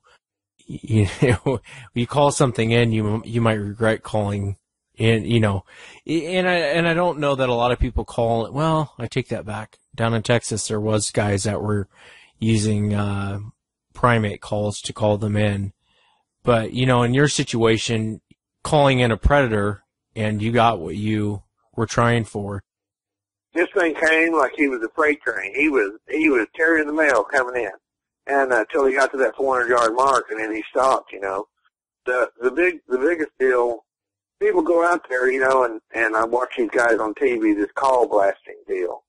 I mean, them guys ain't gonna find nothing. They ain't gonna get nothing the way they go about it. They got an entourage of people with them, waving lights around, 2 or 3 cameramen. They got all these funky ass sounds they're playing, and they got a hi-fi stereo system out there they're blasting the woods with. Animals ain't going to come into that. They're not going to get anything like that. These things make their living out there. They know when something sounds real and when it don't. No, and you said it. You definitely said it. I really do appreciate you coming on the show and sharing. And be careful when you're out there with what you ran into. You got to be careful of Sasquatch, but this other thing, you got to be even more on top of your game with this thing. I've just heard too many bad things about it. But I appreciate you coming on and sharing. I hope more people come forward who've seen something like this will come forward and say, hey, I saw that too. Because the reports of the quote-unquote dogman are pretty rare. But one thing I'll say about the reports is they are consistent. Well, now I'm probably going to end up, we're going to pay more attention to what we're doing and when we're hunting there, but we're going to be looking for this thing. And when I use that call, I'll be using it to look for him. But I did leave out one thing I was going to tell you. I was working on a job for the government up in Pueblo, Colorado, at a weapons plant up there, and I had this kid working for me, and he lived down there around where this guy lived at Hodnubby. He lived at around Tallahena up in there. And this kid had a sighting back in the 80s of him and his brother. He told me, he was in my motel room telling me about it, and it was actually documented. It's still on the internet. I looked the story up and looked at it in the newspaper article that they wrote about him and his brother. They seen this. They were at a fort they had built down not far from their house. And him and his brother went down there every day and was playing with this with his little kids. And he said that he raised up out of the top of that thing, and that there was a Bigfoot standing about 12 feet from him with the trees spread apart looking at him. They tore that fort down, getting out of there, running for the house, and they told their mom what they'd seen. Of course, she didn't believe them, So they had to wait for their dad to get home, and I guess their dad went down there, and he looked all around. They found tracks and stuff, and them boys, they never would. John told me, he said they never would go back down to that fort. They never went back down there, but he said, you could smell it, and it's just the same consistent reports that you give on all the other sightings, and this is two young kids, telling their folks about it, and this guy's a good Christian guy. He wouldn't make anything up like that. He told it, from his heart, so I know what he's seen was true. I definitely believe him. Well, David, thank you again. I want to be looking for this thing. If I have another encounter, I'll let you know. Yeah, please do. Please let me know if you run into it again, and be careful. I know you'll be careful while you're out there, but I feel like I got to say it anyway. Be careful while you're out there, and thank you again. Okay, Wes, good talking to you. Thanks, David. Next on the show, I want to go ahead and bring Bill on. Bill had Bill, your encounter is very, very interesting because there's multiple witnesses and there's evidence that was left behind. If you would go ahead and start from the beginning, maybe start with the tracks, talk about kind of what you were doing and what you found out there, and then kind of walk us into the encounter. Okay. First off, basically, it was sophomore in high school. It was in the winter of 81 to 82. We were living in a little place just west of Round Mountain, California, off of 299 East, and it's over about 2,000 foot elevation. Fairly mild winter, but we did have some snow on the ground, maybe 4 or 5 inches or so. Brother and I had to walk up and down along with the other kids on the road, a muddy single width dirt road that was maybe 3/4 of a mile to a mile long, just to get down to the paved area where we could get on the school bus and ride it into town every day. And one day we were out playing on the road, not necessarily a school day, and we had seen something off to the side. We'd walked over there, and it was myself, brother, and I, and a friend, and we found a bobcat literally ripped in half. It looked like somebody had almost cut it in half. It was fairly clean ripped. But there was no signs of chew marks or anything on it, which was kind of unremarkable, you know. At that time, never watched any real monster movies other than Frankenstein, Dracula, that kind of thing. So, you know, I didn't really know about Bigfoot. So didn't really think about it. There wasn't that much snow there. It was on the side of the hill that got a little bit of sun, so that we didn't see any tracks or anything. We weren't really looking for them. But it just seemed really weird that if an animal was big and tough enough to take down a full-size bobcat, why it wouldn't eat it? You know, we just didn't understand that part. Yeah, and that's odd to find a bobcat just cleanly ripped in half. You know, if a bear would have got a hold of it, or any other predator would have got a hold of the bobcat. Bobcats aren't really an easy predator to take down, you know, unless you have a rifle. But it would have been a bloody mess if another predator, you know, you would have think it would have ate it. That's strange finding it. Yeah, and having the two halves of it were laying there on the ground, separated by maybe 10 to 12 inches of space, with not much around it in the way of looked like blood splatter all over the place. It was kind of isolated to just the cat, you know. Almost it was ripped apart and then put down on the ground. You know, we didn't really think much about it until a few days later.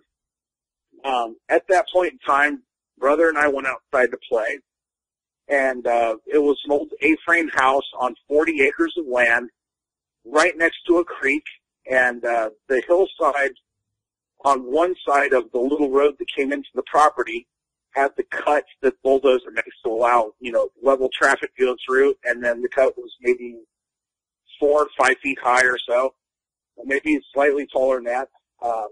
Then it went straight up the hillside at about 30, 35 degree angle.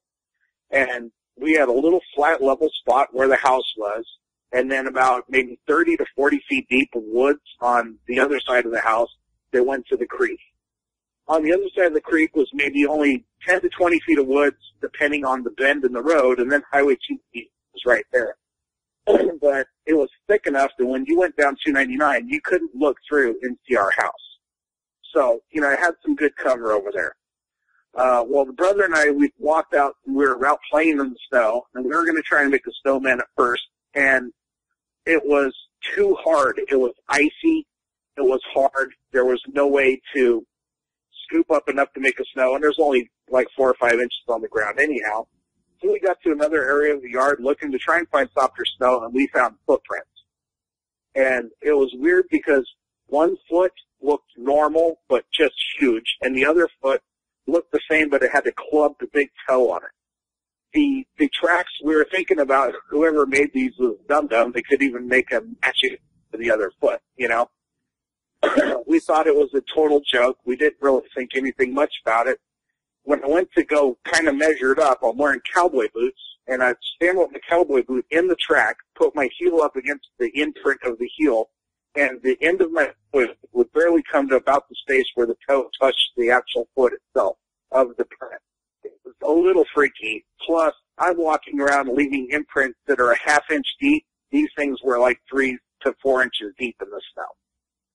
So something very large had to have made these. They came from the direction of the creek, crossed behind the house. They went over a little wooden post with 3 barbed wire strand fence that separated the house property from the road. These tracks had walked over at about a 6-foot space between them, stepped over the fence. We didn't see any signs of anything touching the fence, which was a bit weird. One footprint in the middle of the roadway, and the next footprint was on the side of the hill about 1.5 feet up from the cut. And then they went straight up the side of the hill, through the brush and everything. My brother and I had to give each other a boost to try to get up there. Only one of us could get up on the hill. We couldn't pull the other one up. It was too steep, the cut was, too high. He finally got on the side of it, and he tried walking up with vibrant soles on his shoes, and he could not walk up the side of this hill. This thing had footprints only as far as you could see going up the hill, up into the brush, and disappeared. We really didn't want to go any much further, facing whatever that was. I don't blame you. I don't blame you. So with the footprints, was one of them, you said, was kind of deformed?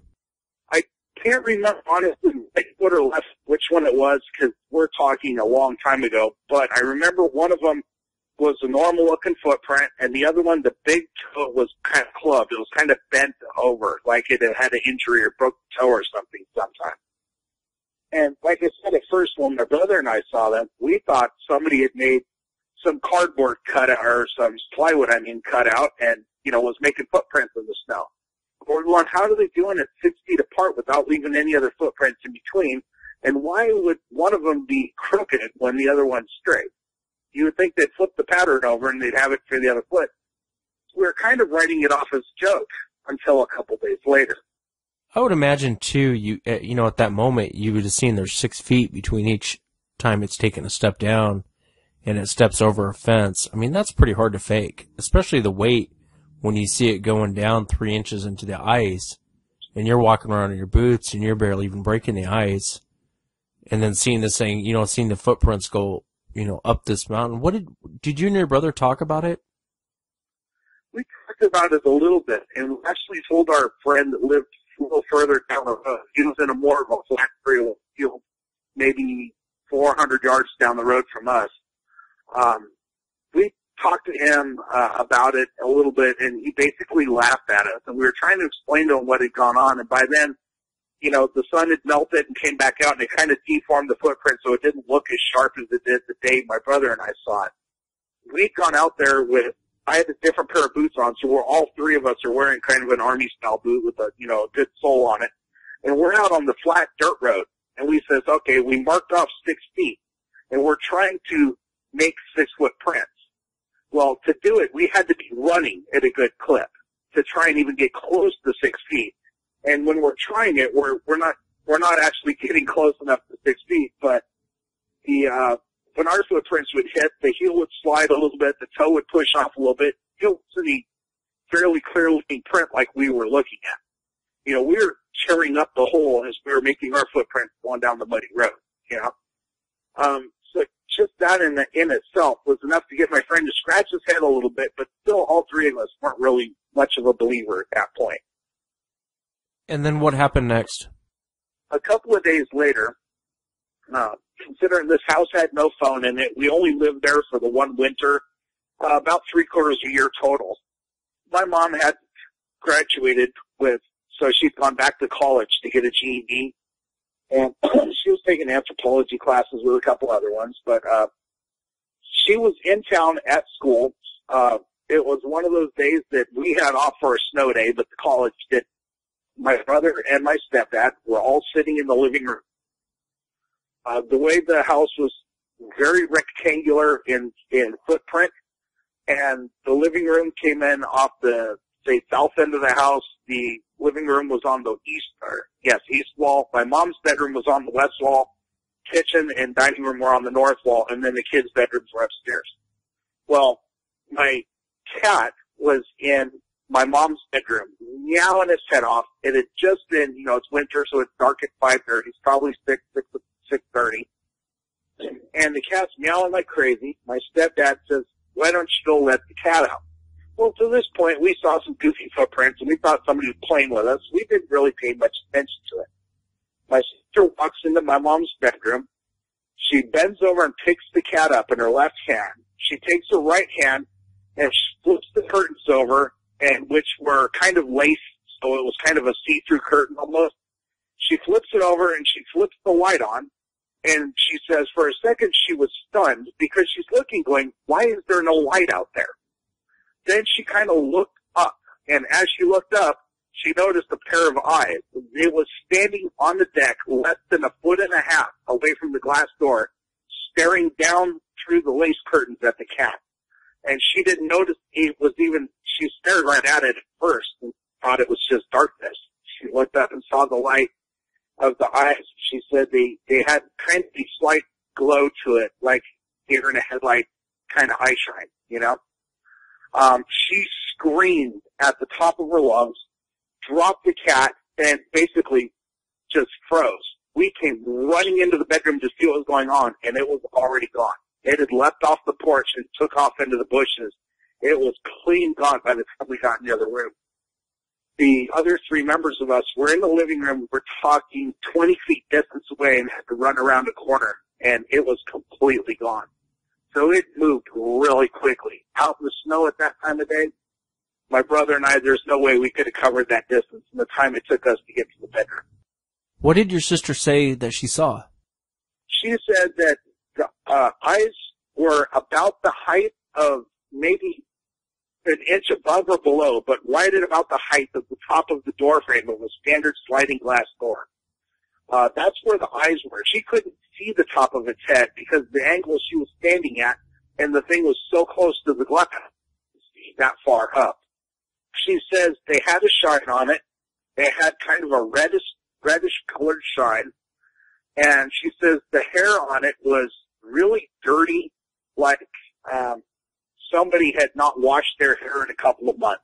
You know, really matted and dirty, and also looked like it had patches of hair missing on it, like it had mange or something.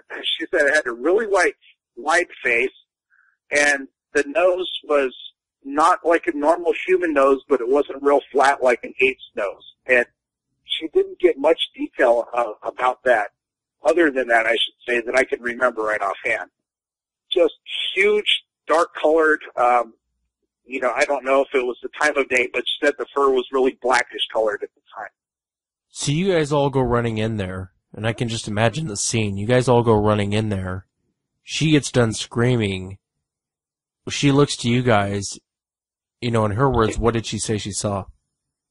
It was really just at that moment. I mean, I had to get the description out of her at a later time. At that moment, she was kind of almost like stunned, almost in shock, kind of babbling more than anything. And it was really hard to make out anything because we tried to talk to her, and she just sat there and kept staring at the window and just eyes 3 times the size of normal and mouth open, just like in a amazement and shock is all I can, you know, say with the immediate look on her face. She was extremely terrified and did not want to go anywhere near the sliding glass door, much less go outside. One of the parts that made it even weirder was what happened about 2.5 hours later. As we had no telephone, there was no way to contact my mom. She was coming home from school down that dirt road, where close to where we saw the bobcat before, and in the mud and everything, you're trying to ditch the deeper potholes and mud holes in there. So she's swinging the car around a pothole, which wasn't kind of directly lined up with the road. The headlights are pointing slightly off to the left, and she saw what she described as the Godzilla standing next to the road. My mom freaked out. She said she stared at it for a few seconds. Just immediately, it freaked her out. She stepped on the gas pedal, full speed down this road, which is, you don't want to drive down over 10 miles an hour in a 4-wheel drive. She's doing it in a Ford station wagon, going as fast as she can down this road. Honking, lights flashing, comes sliding into the house and almost hits the corner of the house with the car, jumps out with the door open, engine running, and flies to the front door, screaming her brain off. I saw Godzilla, I saw Godzilla.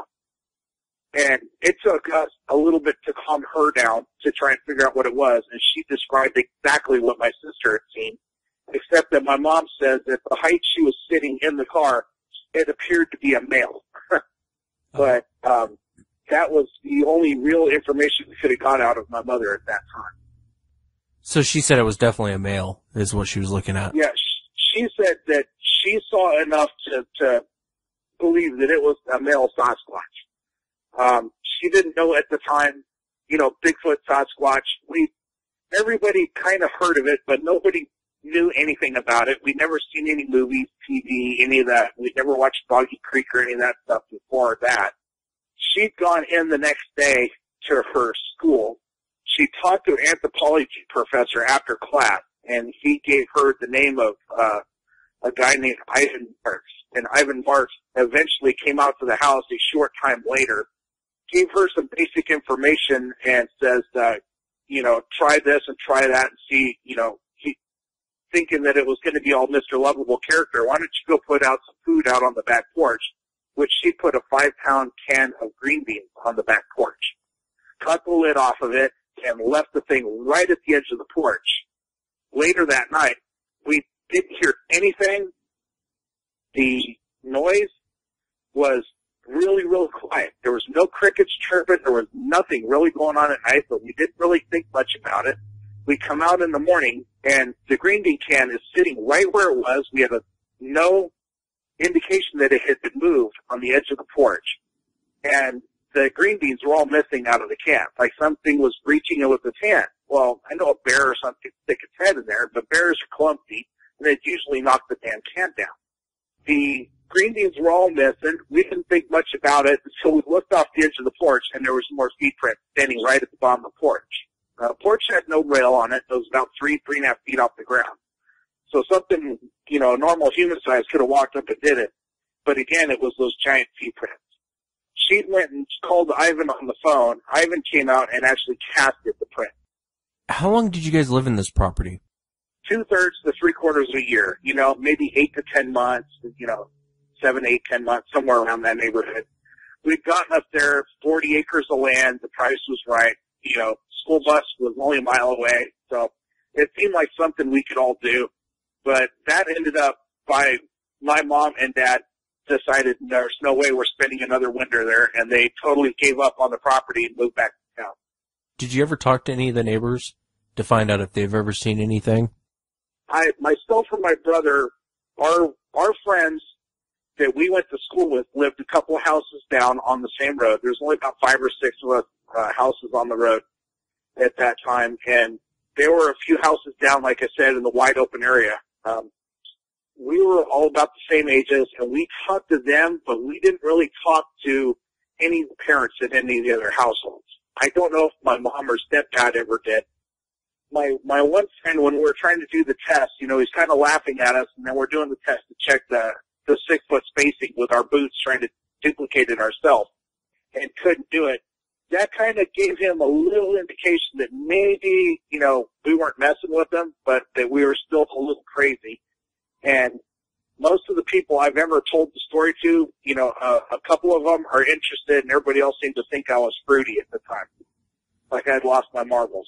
So didn't want to kill a whole bunch of people and ended up in a loony bin or something, Yeah, no, I hear you. Well, how does your sister feel about the subject today? Has she been affected by what she saw? There's none of us are living out in the country. Just fully to go out the country, and I just do much hiking with a bad back anymore, but I get out when I can. I love to go fishing. I've always loved the outdoors, but I'm to the point myself where it freaked me out enough. I just don't want to spend, maybe a camping area with dozens and dozens of campers around us might not be that bad, but I don't want to be remote by myself or with just me and 1 or 2 friends. I'm not secure enough knowing that thing's out there to do that. Did you guys have any more incidences around the property before you moved out? Well, we knew to keep an eye out for certain things, and we would come out the front door occasionally, and we would smell the air, and it would smell like a combination of sewer, dirty, wet dog, and something, like a lot of bad trash or something. It's just a really rotten smell. But we'd only got it 2 or 3 times. My mom claimed at night that she heard a howl one night, and she did the howl that actually sounds like what I've heard on your show over the last couple of months. Like a deep-throated coyote, meets huge ape man kind of howl. It was right. nothing that was ever in the neighborhood before we actually saw the thing. We had been on that property already for a few months, and my brother and I hiked all over that hill. We had no problem. We were out there by ourselves. The huge 40 acres, we covered all of it plus out into the neighbor's property. After this thing, we didn't go out again. We've lived in many houses where we've had bears digging our trash and, coyotes and wolves and all kinds of stuff in the wild. I've seen dozens and dozens of wildlife shows. I know what certain things sound like, and this was nothing like we've heard exactly before, And what part of the country was this in? It's probably 20 to 30 miles. I don't know the exact distance, east of Redding, California, Redding is about 150 miles north of Sacramento. Yeah. Right in the center of the state, and I-5 runs right through it.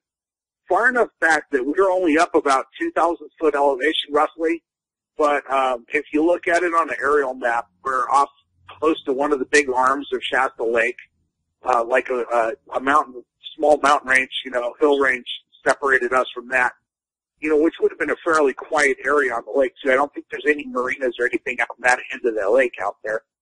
There's also, we're out towards the Cascades. We're in the foothills kind of towards the Cascade Mountain range out there. It's a good thing it didn't go violent, but it's, something like this is terrifying enough. I can imagine being your mom and then your sister and, you finding prints. I'm just glad nothing bad had happened to you guys when, in the situation. And I don't know how your mom and your sister felt about the subject before all of this, or even how you felt about it before all of this. But when this stuff happens, I always say it's all fun and games until something like this comes forth into someone's reality, and then you realize, oh crap, these things are actually real. Yes. I can imagine, the Loch Ness Monster people. It doesn't exist. It doesn't exist. And something came up, lifted your boat out of the water. You change your mind real quick. And it was, like I said, no monster movies other than Godzilla, Dracula, and Frankenstein. And then all of a sudden, there's something 7, 8 foot tall walking around our house that shouldn't be there. And it definitely wasn't a bear. It was real eye opener. And, it kind of sucks to make me not want to go out into the woods anymore, because I like being out in the nature. But this is just enough nowadays where I don't trust it. I've seen a few episodes of this and that on TV. Some of those things are so ridiculous, and then I start listening to people that have, not a producer's point of view, but the actual persons who have seen it point of view. And those people all seem, like we hear on your show, they all give a perspective that those producers don't get. And it's like, I'm not going out there I'm going out there for myself to enjoy nature. I'm not going out there to bang on trees and make something extremely mad in their territory. All animals get territorial. There's no way I want to make something that's big enough to flip a truck over mad at me, Yeah, and that's the thing. It's funny, I just had Bobby Hamilton on, and he's one of the co-founders of the GCBRO, and he's talking about his encounters, and he was talking about kind of he had to learn on the fly, like we all do, when you go out there and you're looking for these things. And he was saying, you get in a bad situation, it's realistically, it's put everything, let's be real with everyone for a moment. You're really out searching for a large grizzly bear that's smart, just like a primate, that may or may not kill you if you get too close or if it's pissed off that day. So people got to be aware of what they're actually going out there and what they're looking for. And you're right. You go out there, you start banging on trees, you do something that pisses them off. You may regret the day you actually run into one. It's so true. And I kind of go to a foreign country And here we're talking about the burp at the dinner table, but you go to a foreign country, some of them, it's a sign of thank you, good cooking, I enjoyed it, if burp at the dinner table. It's a little custom. Well, how do we know if we go out there betting on the tree isn't a direct threat to their family? You know, we don't know. So there's nothing I want to go out there, and even though I might have good intentions on doing something that might be construed by them as violent towards them or something that's going to cause them to go into protection mode, especially, you know, and attack, you know. How do I know the baby isn't just out of sight and mom and dad aren't too happy, you know? I had a guy on one time that told me that he had ran into one, and I've told this story before on the show, but basically what happened is he ran into one. It seemed docile to him, and he smiled. And this thing bluff charged him. And he couldn't figure out why that it had bluff charged him. And I explained to him, in the primate world, when you show your teeth, to us a smile means something different than when you do it to a gorilla or to a chimp. You smile at a gorilla or a chimp, and it pisses them off, because it's an aggressive move on your part in their eyes. So you're right, you never know what you're going to do that might just set something off. But it changed his mind on when he had this encounter. Maybe the people we've had on the show, maybe stop and listen to what they have to say, because, these things, they may walk away from you, but they may not. And if they don't, you're in trouble. Exactly. And another example showing the teeth for somebody that might not be familiar with primate. How many people have ever watched a show or a movie or documentary or anything where the wolf is mad and his lips, his teeth are all exposed? That's not a sign of come on over, I'll sniff your hand. Yeah. You know, so yeah. That's a wolf. It goes through many more things in the animal kingdom than just a primate. But I'm pretty sure Jane Goodall doesn't walk out there and show her teeth to her friends, the gorillas, you know, much less somebody going to walk out there and find one that's 8 foot tall and, sorry, it's not me. Yeah, and I don't want to keep it too long, but, even Jane Goodall, to be honest with you, and this is something no one ever talks about. I always hear in the Bigfoot world, let's do the Jane Goodall approach. Let's do the Jane Goodall approach. Well, if you go and you actually watch a lot of Jane Goodall's documentaries that she's done, if you read any of her work, there was a lot of moments to where that she wasn't running into the happy, friendly forest monkeys of the forest. There was times to where one almost killed her. And she didn't know, she will be first to say that it wasn't something, it was unprovoked. It was this one primate that basically had it out for her. And every time she came around, I guess he beat her a couple times and tried to kill her a couple times, smashed rocks against her head, and when she wasn't dead, he came back to finish the job and try to push her over a cliff. You're dealing with a wild animal. You're dealing with a very intelligent primate.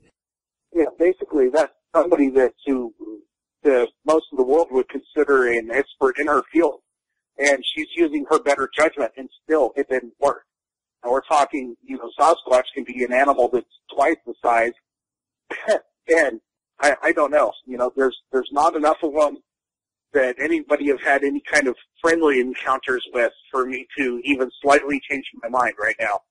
I'm kind of happy staying right here on the edge of the city where I'm at, but still I have dreams that, as I sit in the facilities in the house, I have a window right next to me, and my eye level would be about 6 foot outside.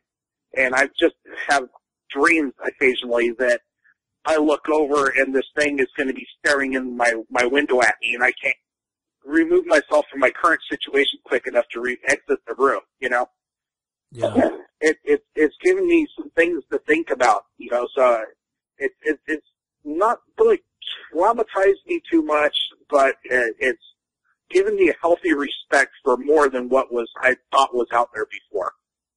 Yeah. Well, I can't thank you enough for coming on the show. I can't thank you enough for sharing your family's encounter. I know it's not, not easy sometimes looking back at these situations. knowing what you went through, what your mom went through, what your mom saw, what your sister saw. These aren't really great memories to share, but I really do appreciate you coming on and sharing them. And I think the more and more people that do that, it'll encourage others to come forward and share their encounters. So I really want to thank you for being on the show. That's kind of my goal is, like you said, I come on and share, and hopefully somebody else will too. And we can get as much information out there as we can so we can build the best knowledge on these creatures that's possible without, having to send somebody out there to do it fresh. You get it from history, basically. Thanks for having me on. I really appreciate it. Thanks, Bill. Next on the show is Tara. Tara had an interesting encounter. Actually, she had two interesting encounters. And I want to go ahead and welcome Tara to the show. And Tara, if you would, please go ahead and just walk us into your encounter. Tell us what you were doing, tell us what you saw, and give us everything that happened that night. The first encounter, it happened a lot of years ago. I was still in high school, and I had worked at a pizza place in town, and we lived up the river in the town we lived in, and it kind of bordered along the Kalmiopsis Wilderness in southern Oregon. And I worked the night shift or the evening shift, so I usually didn't get off work till 10 or 11, so by the time I was heading home, it was almost midnight. There was, a curvy road going along a river, so I came around the corner and it kind of straightened out a little, and I saw this thing. Instantly, my brain knew what it was, but it's still one of those things that gets you dumbfounded. Right. You're like, did I just see what I thought I saw? And it had more of a human-formed head and shoulders, where it didn't have the big, thick neck on it. What was it doing? Was it just walking across the road? No, I didn't see it walk across the road. It was kind of like peeking out around behind a tree. And it just kind of watched me, and I was slowing down, trying to look at it, and it didn't budge. I just kept going, but it just kept kind of watching me. At the time, I didn't really think about if it was a juvenile, if there was like a mom around or a family, because it just seemed very curious, the car and the headlights and stuff like that. Now, did you get a good look at the creature as you were coming around? And then one thing a lot of people are going to ask is, why don't you think it might have been a person? Kind of describe why you don't think it was a person. Yeah, because it was still fairly tall. I would say probably 6 to 7 foot. It was definitely not human-like. It definitely had hair all over it, and it definitely wasn't a bear.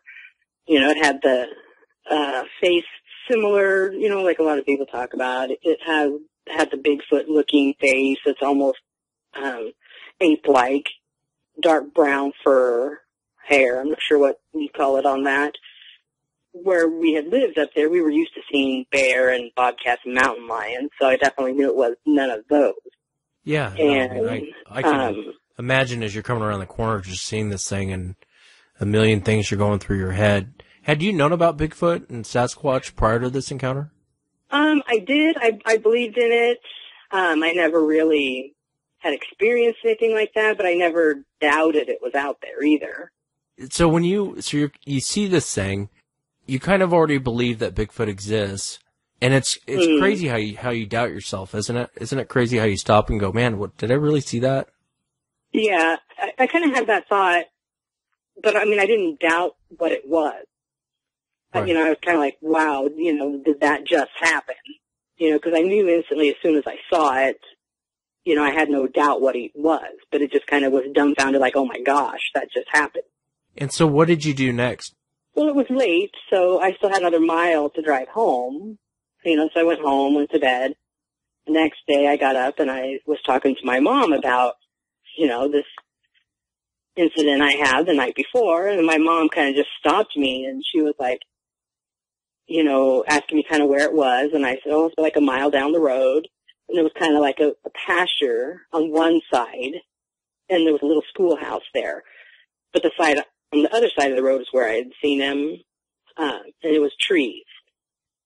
And so my mom, when she stopped me, she's like, oh my gosh, your dad saw the same thing right in that same area, like a day or two before. Oh, wow. So, yeah, so, it just kind of confirmed that it was definitely around that area. How long was it before your next encounter? I would say 91 when I had that one. And then I probably 94 was the second one. And this one was a totally different area. My ex-husband at the time, his grandparents lived in this really small town called Hind Palm, California. It's probably only 30 miles or so from Willow Creek area. And at first, I didn't realize what was happening. We were out there, and the first part, they had all these lands, and they had these gardens kind of in different areas, and probably 100 to 200 yards away, they had like a vineyard, and it kind of went up a little hill. And then at the bottom, there was a big pond and stuff. But on the other side of the vineyard, they just left it wild, and let it kind of be. But it was fenced off. And my ex-husband and I, we used to hike up in the wilderness, and, we had seen bear and not bobcat, but we saw mountain lions out there. So we knew that there was wild creatures out there. And we were coming back towards the vineyard, and there was this huge pile of, poop. And, from seeing other wild animals scat and stuff, there was no way it was bear or mountain lion or anything, because you could tell by what was in it. There was like cherry pits and stuff like that a carnivore wouldn't eat. But there was stuff like a bear would eat, but it wasn't shaped like bear scat. And it was probably a good, almost like, if you put it in a milk jug, it's probably like almost 2 gallons worth. Oh, Jesus. Was it, was it more human shape? It was definitely human shaped. Or, you have a dog and you see a pile of dog poop. It was very log shaped. I got you. It wasn't like a splatter. It wasn't pelleted. It was all firm the whole way. And I was like talking to my ex-husband, and I said, well, look at this. This is crazy. And he was just, tried to brush it off because he did not believe in Bigfoot at all. So I just kind of was like, okay, but, it just kind of always stuck in my mind. And so that was probably, approaching evening time. So then we went in and, did some family stuff. And then later that evening, I took a bath. And the way that their little cabin was set up, like the door opened, and then the bathtub, it opened towards like where you put the head toward the bathtub. Right. And it was one of those old-fashioned big porcelain clawfoot tubs. So it took forever to fill up. So I was in there for quite a while, and the bathtub faced this little window that was it was higher up on the wall. My son was like 2 at the time, so then I kind of bathed him and sent him off with my ex-husband, and I continued to take a bath, and me thinking my ex-husband, who was this practical joker kind of guy, I thought he had went outside and was looking in the window, and I'm sitting there, oh yeah, I see you right there, and totally talking to it, and, didn't really say anything, and it stayed there for quite a while, I'm just talking to it. So by the time I was done with the bath and everything, I went out into the living room, and everybody was still sitting there. So I was thinking to myself, well, that was really crazy. But in my head, I was still thinking, oh, yeah, it had to be my ex. So the next day, we had went outside, and for me, I was like, I want to see if he was standing on a chair, excuse me, or a wood pile, or what he was doing so we could see inside this window. And there was no chair, no wood pile, no nothing anywhere near there. And that window was a good 7-8 feet off the ground. Oh, wow. So then in my mind, it dawned on me, I was like, oh my gosh, that had to have been, because, it was dark. You could see, it was definitely, it was just like head, because the window was so high and it wasn't real big, but you could definitely see head and eyes. Something was watching me. It just finally had dawned on me that had to have been a Bigfoot, because the other side of their yard, it was just more forest out there. There would be nothing else that tall to have been looking in that window. So when you were looking at it, were you looking at just kind of an outline of a person? I'm assuming you probably didn't get a lot of details because all the light is where you're at. And Yeah, I definitely could see the, head form, and if you could see it was like moving back and forth, so it wasn't like my eyes weren't like playing tricks on me. It was, you could actually see something there, and a little bit of definition, and like there was eyes and stuff there. That's terrifying. Yeah, especially afterwards, and you're like, oh my gosh, I was like in there, butt naked and taking a bath, and it's just sitting there watching, looking in the window. Yeah. Did you tell your husband about it? What did he say? He didn't believe in anything, so it was kind of pointless to really talk to him about it. Yeah, I never really brought that stuff up to him anymore after he kind of made fun of it, and later in life I'd seen him making fun of people doing the Bigfoot parties looking for him and stuff like that. But where his grandparents had lived, we weren't there. We used to probably go, we lived like 3 hours away up in Southern Oregon. We'd go down there like once a month to check on his grandparents and stuff. And his grandmother had said they had this screened-in porch, and they had like a freezer, and it was kind of where she kept most of her pantry stuff. And she said something got in there and had like tore the whole room apart and like got into the freezer. She kept saying, oh, it was just a bear. And I'm like, okay. I wasn't quite convinced with that part. Yeah. Because, the whole door was pulled off, and to get into the freezer, I don't know. So that one I question if it really was a bear or not. Yeah, usually when a bear does something like that, usually it leaves telltale signs of it being a bear. Like the cabin that was attacked, I think it was on Monster Quest, and the guy, people were saying, well, it was probably a bear, but the fridge had been opened. It had opened all the cupboards. I mean, this thing had gone through, it had to have hands. It had to have hands when it was going through tearing this place apart. And you're right, for it to get into a freezer, I mean, unless a bear's lucky, you almost need hands to open a freezer and get in there, and you know what I mean? Yeah, I do. That's why I was skeptical when she said, oh yeah, it was just a bear. And, I don't know what their beliefs of any of that was, but I know, probably within the next year they moved out of there.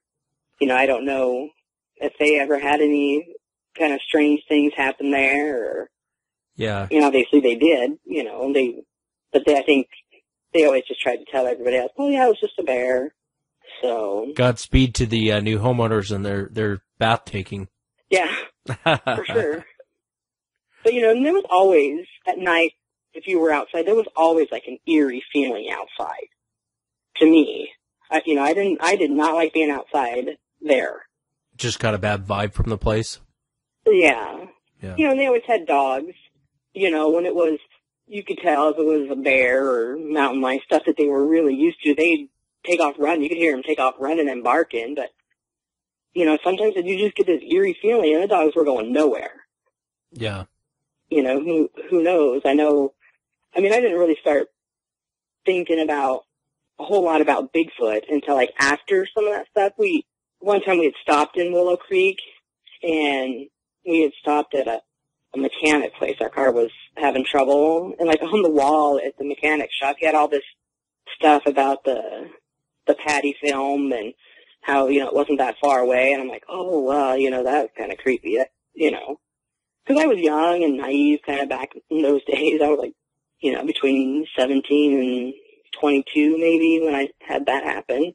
Well, those are, that's an amazing encounter. Both of those encounters are. And, I can't thank you enough for coming forward. And I think I've seen you guys on Facebook. Your husband's William, right? Yes. He's got the beard. He's kind of looks like he could be my brother. Yes. Well, he he's been pushing me to come on the show, and I'm like, they're not real exciting, you know? I mean...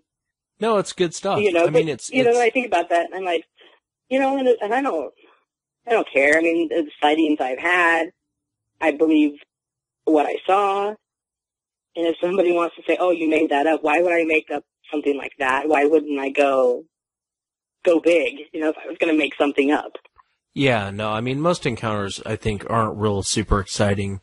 You know, most encounters, it's the people who see one crossing a road, or, although you had one in the back window, I mean, that's terrifying enough, that window being 7-8 feet off the ground. Yeah. I mean, that's terrifying enough right there.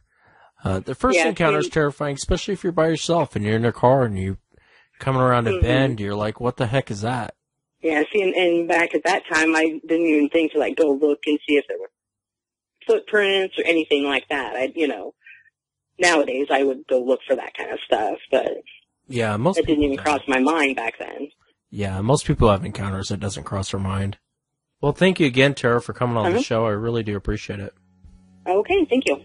All right, you take care of yourself. You too. And again, if you get a chance, please go to SasquatchChronicles.com. Check out some of the content that I've posted. Until next time, everyone,